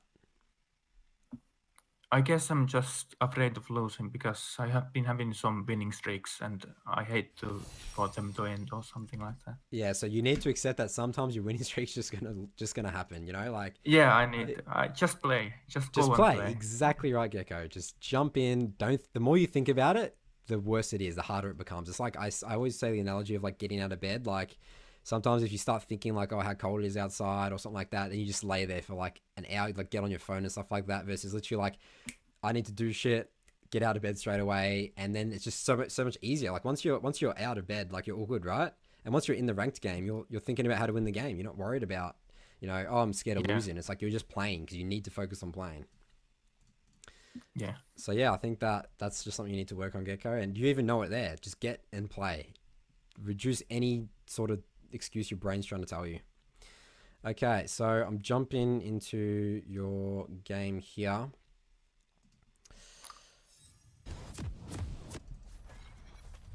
Right, I've been trying to hammer your concepts into my mind and still I'm go on autopilot sometimes. Yeah, It's so pretty bad is it habit. certain times in the game you feel like you're going autopilot on? Like, tell me a bit about that. Maybe the early game, like about ganks or something like that. When I get a flash, my mind tells me like that's good, just back off. Then my body goes like, I want to go in and kill that guy. Yes, okay. So, I mean, that's not exactly autopilot. That is just you being... Yeah, it's like your mind's telling you one thing, but then your body's telling you another thing, right? So you just need... That's more of a thing. You just need discipline in terms of that. I wouldn't call that autopilot because you're consciously knowing that it's not the right thing to do, but you do it anyway, right? So it's more discipline. And realizing sometimes that this regank is not going to win me this game. I got the flash. I can't... Like, he knows that I'm here now. I'll just back off, do my jungle camps, and then I can get an experience and gold advantage, and then I can regank it when he's not expecting me, right? So, yeah, just discipline, Gekko. Really need to be, like, on your mind all the time. Let's just back off here. Sometimes it actually feels bad to back off an opportunity because you're like, oh, wait, I could have got the kill, but having that, starting to build that discipline in your gameplay will just make way more consistency. Again, the 70-30 plays, the 80-20 plays.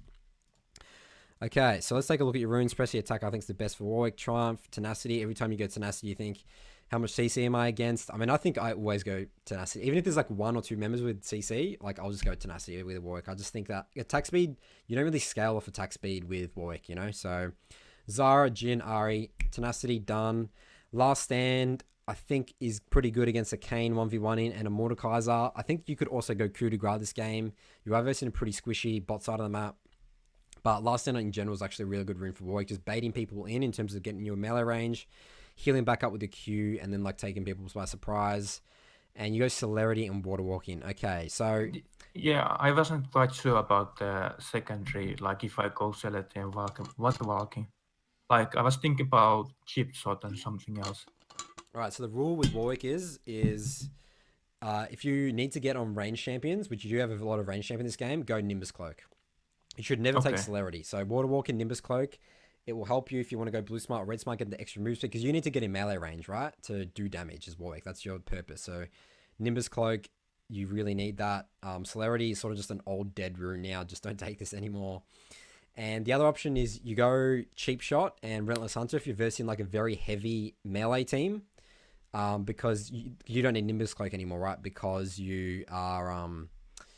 you can get on people because they're melee, right? They're going to be wanting to be in melee range to fight you. So does that make sense? Yeah, that makes sense. Okay, so let's take a look at the early game. So tell me a little bit, what are you thinking in terms of win condition, where you want to put your pressure in your first like early ganks?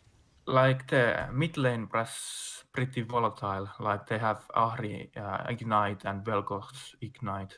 And so I was thinking about ganking it pre-6.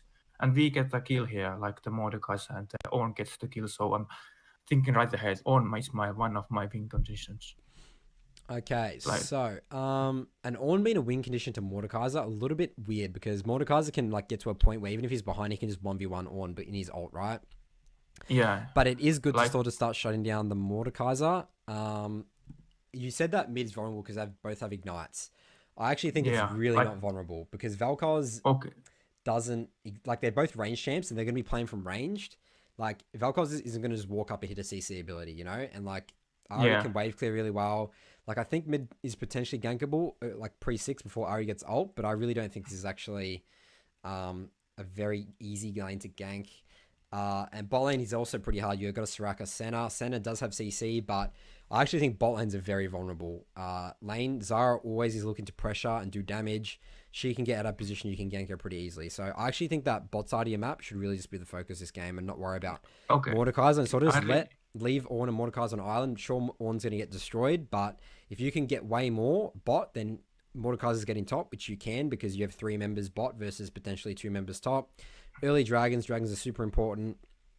And again, like I think bot lane's going to be very vulnerable. Just the fact that Zara's going to be trying to kill people. Yeah, I really didn't think about that. The Kane focused bot lane a lot, so I guess he out-jungled me in that sense. Yeah. Yeah, so if you're pressuring top and he's destroying your bot lane, like, again, Mordekaiser's going to win this eventually anyway once he gets high enough levels. Like, you lose that, you know? Like, in the general sense of the game, like, you just straight up going to get out-jungled by the Kane. Yeah, like what you've described just then. Do you think I should have started on his red? Like, it was up for a pretty long time, the ward and the red, I mean. So I guess I could have got the jungled his red at some point in the game. I mean, in the early game. So you do kill Mordekaiser and you come down to red. So I guess you really do need to sort of, I think, defend your red. Because the thing is, I don't want you to trade sides of the map. I don't want you to be focusing... Because if you were to get his red, then you're sort of stuck top for a little bit. And then you can't gank bot, right? So, Yeah. I mean, I think it's fine. I mean, ideally, I actually didn't want you to invade at all. Defend bot and do 3 camp topside red and then gank bot. That was your most ideal situation this game. Yeah. Even if you got the kill on Mordekaiser, I still think that this has sort of messed up your early game plan win condition a little bit, you know? Yeah. Alright, so red buff, blue. So, oh wow, Ornn actually solo kills this guy. Alright, so, yeah, I mean, again, like, this could bait you into thinking this is a win condition, but Mordekaiser will still outscale, or in the side lane, like, Ornn will do a lot more. Mordekaiser will do a lot more than an Ornn can do. So, I mean, Ornn's really good for team fights, but you would really need to utilize him for team fights, which is always difficult in solo queue because, you know, coordinating Ornn ults is not the easiest thing. Yeah, that thing happens that we talked about in this game, where I give Mordekaiser 2 kills with the Ornn and we give him way back into the game. Yeah. I mean, look at this right now. You come to gang. Look at bot right now. See, imagine if you were here from that early game path. Yeah. Like, these guys are just dead. They just keep fighting.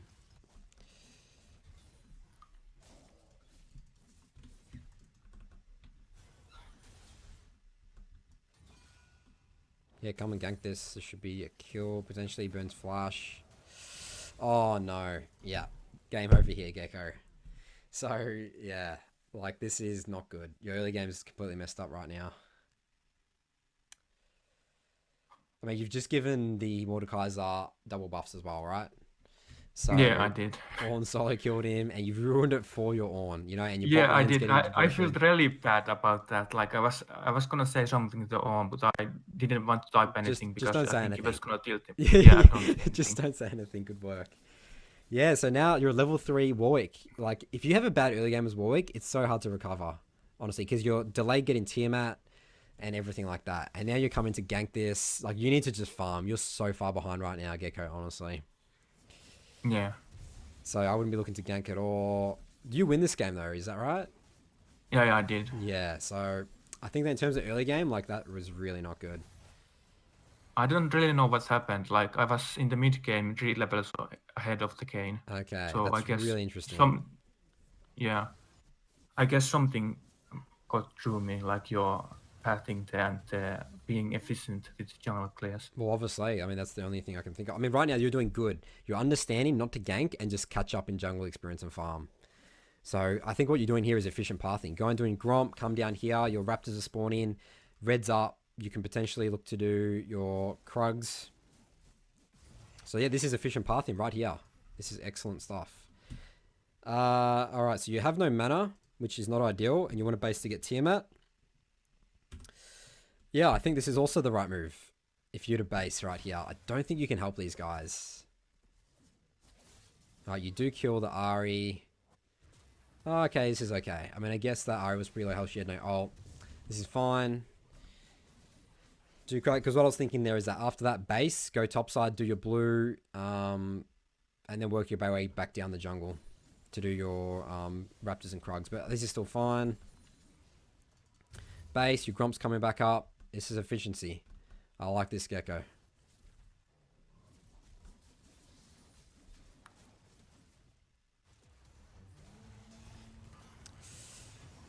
Right, you do kill the Mordekaiser there. I sort of thinking maybe that might... it's definitely good, but again, I really actually want you to be bot a lot here, especially because the fact that you've ganked top now means that the Kane can do a free dragon, right? But I guess they do have bot priority anyway, so it is a little bit difficult, but this is okay, but you still need to think about, all right, I show on one side of the map, what is the jungler going to do on the opposite side of the map, right? I think he takes a dragon, and I think I take the Rift Herald, and we get the mid tower. Yep, you trade something on the map. Yeah, and he souls on bot lane, so we take the mid lane tower with Vel'Koz at some point. I don't think if you have got I think I do it right now. Okay, yeah, I do it right now. And we get the mid tower, because Kane souls bot. Gotcha, okay. And well, yeah, Vel'Koz that's really good. Kills the Ahri, I think. Yeah. Awesome. And you break mid tower here. All right, I'm really happy to see this. I talk about this all the time. If you can get mid tower, mid tower's the best objective to get in the game. In terms of you get access to top side, bot side really easily. I mean, all right, so your early game Gekko, that was questionable, that one decision in terms of dying to that Mordekaiser. You could have got punished for it more, but this is excellent stuff. Like, this is like, I can obviously tell you've been watching my videos because you got Rift Herald, you broke mid. Like, I actually potentially wouldn't have even thought about getting Rift Herald as quickly as you did, honestly. Like, I think this is really good. Like, I think that you win the game here, you know? Like, get in early tower, 12 minutes, 4 plates. Vel'Koz is super far ahead. Ahri's so far behind. You've been efficient. You're a level ahead of the Kane. This is good stuff. All right, so I think you're on track, Gekko. Honestly, keep doing this. Polish up your early game a little bit, but your late game decision making, I think, is good. Your mid game decision making is good from what I've seen, and you understand the concept of efficiency, which is really important as a jungler. Because as you can see, you literally out-leveled this Kane, even though you had a bad early game, you know? Yeah. All right. Well, that's going to wrap up your review here, Gekko. Was there anything else you wanted me to talk about or clarify here? Not at the moment. Thank you for having me in the show. All right. No worries. We'll see you next time, Gekko. See ya. All right. That was really good to see. That was a really good usage of Rift Herald and to break mid. I talk about it all the time. Rift Herald is breaking mid is the best. It's hard to do, but if you can do it, mid is the best tower to be breaking. It's literally the best objective to get in the game in terms of early game. All right, so let's drag Poltron in here. He's gonna be our last guest. We are running a bit over time here, so all right. Hello. Poltron. All right, I'm gonna log on to OS. We're gonna get to it. This is a Kindred game of yours. Interesting. Playing Kindred now. Tell me about Kindred. I've been playing Kindred for a little while. Just started to start playing it this week, I guess. How you find it? I actually haven't seen many Kindreds at all. I do like playing Kindred, especially into Karthus jungle and Elise. Yeah, that's really good. So you pick it more as a counter pick, or are you picking it just all the time?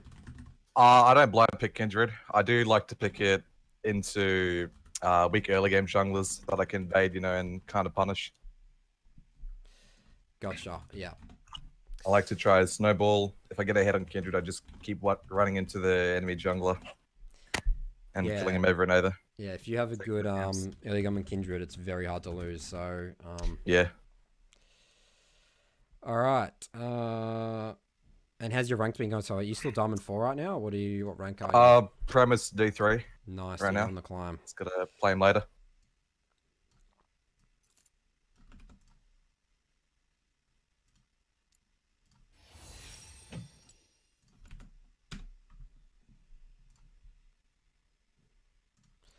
All right.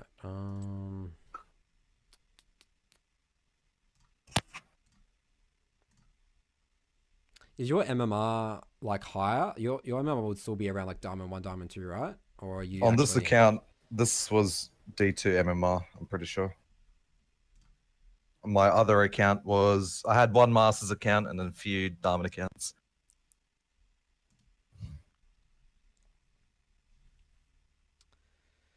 Okay, so I played on my Masters account as well, but not too much yet. So are you sort of just trying to like warm up on this account and then you'll switch to your account, your master's account once you get more comfortable, or what's the thought process there? I've just sort of started playing a lot of this account. I don't really know. It's like, yeah, well, I don't want to redo the climb again, so yeah, might as well just keep climbing on this. All right, so let's take a look at your runes first. So I mean, I haven't really seen. I haven't done a Kindred review since like the new Conqueror changes and stuff. And people just go Conqueror on Kindred all the time, right? But you used to go. I take press the attack when I need to, get that extra 1v1 damage. Like if I'm into a Rek'Sai, I want the early game damage from press the attack to beat him. Yeah, makes sense. But otherwise, I'll take Conqueror. Triumph, Alacrity. I think you never go Tenacity, right? It doesn't make sense on Kindred. Because it feels really bad without the attack speed. Yeah. Makes sense. Coup de grace and Sudden Impact, which obviously really works well with Kindred's Q and Relentless Hunter. Attack speed, 80 armor. Okay, cool. So tell me a little bit about your early game path in win condition. What are you thinking? So I do want to play around my mid early. If I can get the mid jungle 2v2 snowballing, it's really easy for us to just invade the Elise over and over. I can beat Elise 1v1. It's not too hard for me. If I just hold my Q to dodge the cocoon, that's fine. We end up going for an invade here. They don't see us, so I just walk up. We have Pantheon early. Camille, Elise level 1's not great, so I'm like, all right, if they come, we'll just kill them. Otherwise, we'll just take the red buff. So what I really like about this is that you have like obviously a Pantheon into a Camille, and that he's much stronger early. If you trade sides of the map here and focus topside, I think it's really good. To get your Pantheon start snowballing, shut down any potential of Camille snowballing, delay all her items. But I mean, in terms of like ganks, like everything is really vulnerable here. You got double matchup melee mid, Aurelia into Silas running ignites. You can utilize Pike CC. You're versing a Rumble support for some reason. I think Rumble was played in LCK or something. Rumble support. Oh, really? Is that a thing? Oh, interesting. Yeah.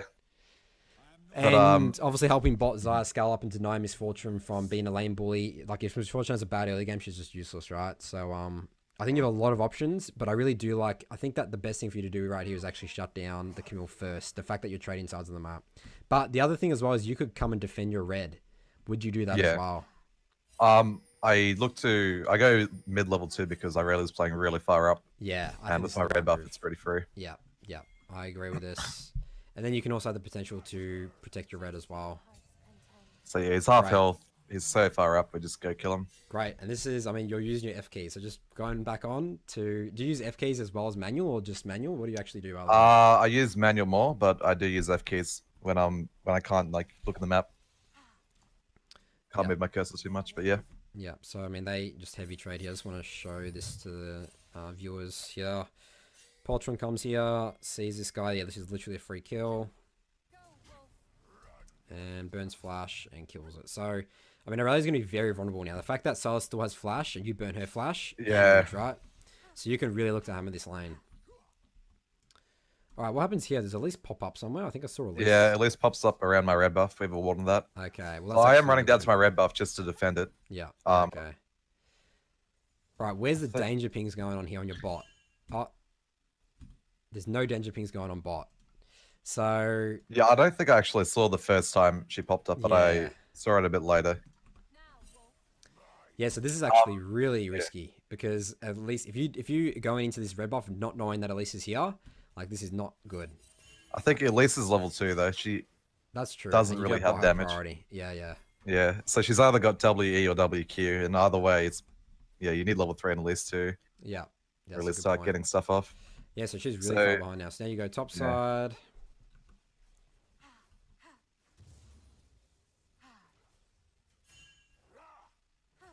I do want to look to punish mid again. Because I know there's no flash. We see Elise bot popping the blue cone, so I know she's around bot side, probably on the bot grab right now. Yeah, so I think I go potentially need mid to here. be scared of a counter gank. Yeah. Yeah, I misplayed this. I could have dodged that the stun. It ends up being a 1-for-1, but it could have been a 1-for-0. Or even a 2-for-0, possibly. Yeah, I mean, this is just mechanics more. I mean, obviously, you Yeah. know that Elise is here, right? So you're taking Yep. the risk. The thing I don't really like about this is you got a huge minion wave here, right? Mm-hmm. So this actually makes just things more difficult for you for no reason, you know? And like, I really just don't think you need to really risk this, you know? It's like you're already hugely far ahead of Elise. So do you reckon I just back after the top crab and let mid catch the wave? Yeah, let mid catch the wave here. If you still think Elise is bot side, and she is, take her Raptors, take her Krugs, base, go bot, take your Krugs, just literally just power farm. You win this game super easily, you know? I don't think it's worth taking this risk, purely the fact that this huge minion wave is here. And So you do you dying think here it's is not good. Sorry. Yeah.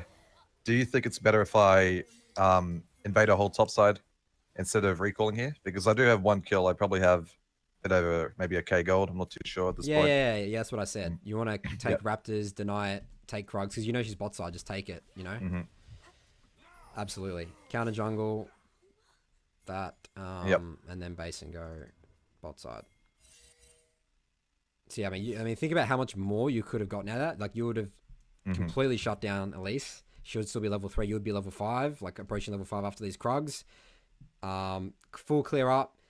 Then you can look to rebase and, you know, gank to mid, gank mid, take dragon, gank bot. Like, that's what I really think you should have done this game.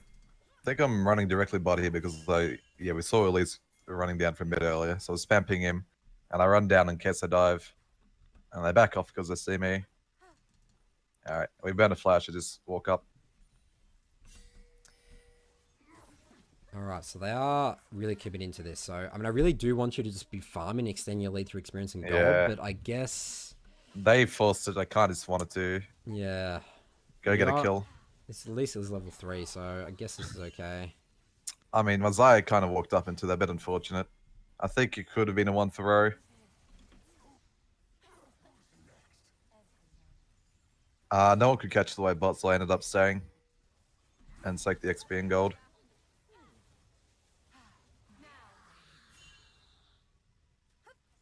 Yes, the rumble flashed in there, and Elise was still in the bush. Yeah. Okay, so... Yeah, so you come here, get the wave. I mean, I'm a little afraid of Dragon because Elise will sort of know that... Oh, actually, Elise has just gone top side, but Elise would know that you would be looking to clear, like, up, and, like, maybe she literally would just run straight Dragon here. You'll lose Dragon, you know? Possibly, yeah.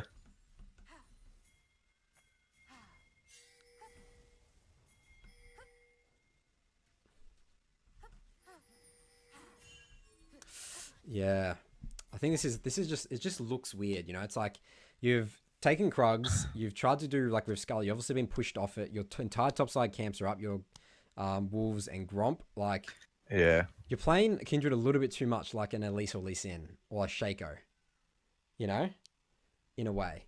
Like, it's good that you're taking like these fights and stuff, but I think they're like sort of 50-50 things a lot of the time, you know. Versus again, you as soon as you get an early lead as Kindred, just extend it, you win the game. Because you're actually playing into them. I mean, they have a much better, in terms of looking at their comps, they have a much better early game team comp than you guys, right? Overall. Yeah, I'd say the jungle bot is stronger early. Especially, yeah, It's I like- mean, pretty much everything except for topside, I'd say. So, I mean, Silas got pretty significantly nerfed in terms of early game. He's a scaling, like, doing all these plays, I think is just, again, like, you win this game from having this really good early game, just focusing on experience and gold. So you force it back off there, you base, you go topside. You couldn't buy control boards. You see, now you keep skipping your camps constantly because you feel like you need to fight all the time. Like, you're a 30 CS Kindred at 7 minutes. Yeah, it is rough, but I mean, it is working. I mean, you're getting these kills, you're not dying, you're level 6 now. I sort of like I'm not too weak right now. I'm in an okay spot. My camps are up, but I think there's just some sort of stuff I can do on the map to help my team in a way. Because they keep fighting over and over. This I couldn't get to this play, No. so I just ended up leaving or just catching the wave. I think they saw me in the control world either way. Oh, so you see at least go bot side. I'm assuming you're just gonna concede dragon here. Yeah, so my bot does get a 1-for-1 trade. My bot tower's okay. My whole bot side's not in a good spot. I grab the mark, and I think I might go for Rift too. Yeah, I mean at this point you know that dragon's conceded, so I think that's the best take. You don't go check a red as well. I think that maybe you should have done that.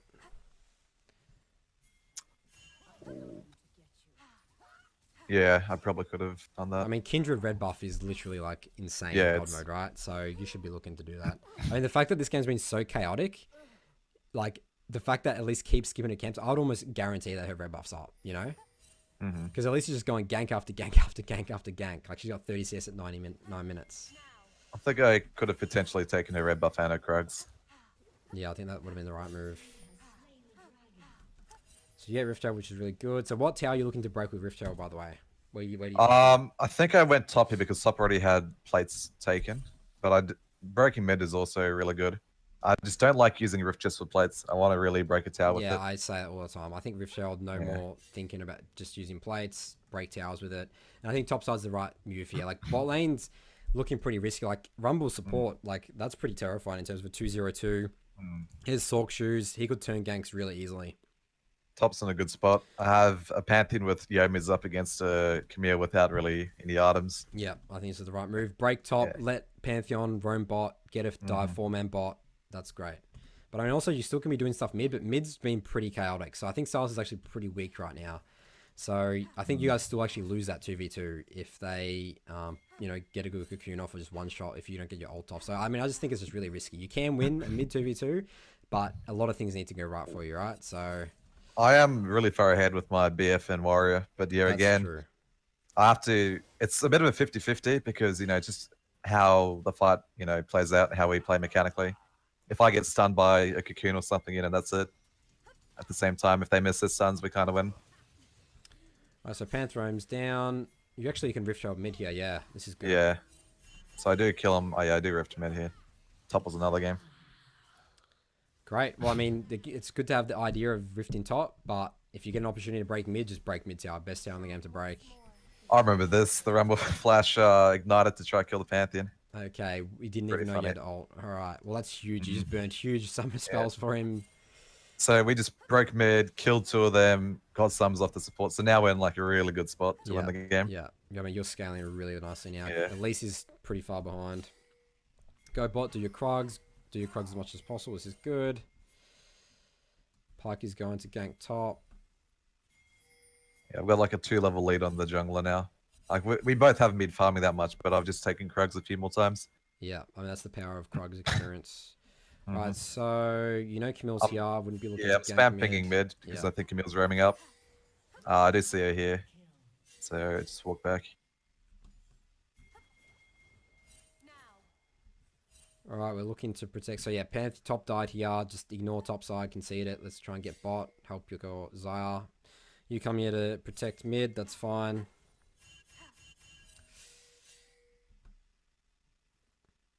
Just keep farming. So yeah, definitely like just the farming here. Just not much. I mean, you guys have again. You've got mid tower. You guys can just relax, keep getting mid priority. Definitely want you to have 2 control wards and start placing them and start preparing for dragon right now. So definitely look to base. I think you need to base here and go bot and start getting pressure bot.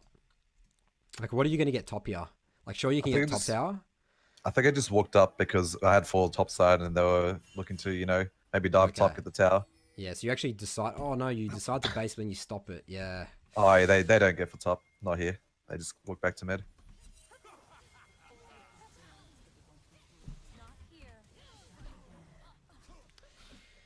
Yeah, you see, so this is something you just don't need to take. Like, dragon's coming up. Why risk the fight? Zaya's in base. Like, I need you to This base is get just- 2 control wards. Yeah, I should have definitely based here. Could you check how much gold I had right there?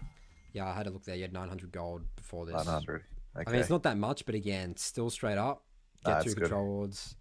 Yep. And go straight bot side. Start preparing for dragon. Like, you just do a fight here. for no reason. Like, even if you won this Yep. fight, the premise of it doesn't We're make sense. in a bad reset or a bad spot for the Drake fight. Exactly right. And Mhm. you can get Dragon 100%. You have mid priority constantly. You have this tower. Mhm. And you die That's giving shutdown gold and losing your momentum Definitely as just Kindred. yeah, a bad fight. Force. I should just reset. Played for tempo.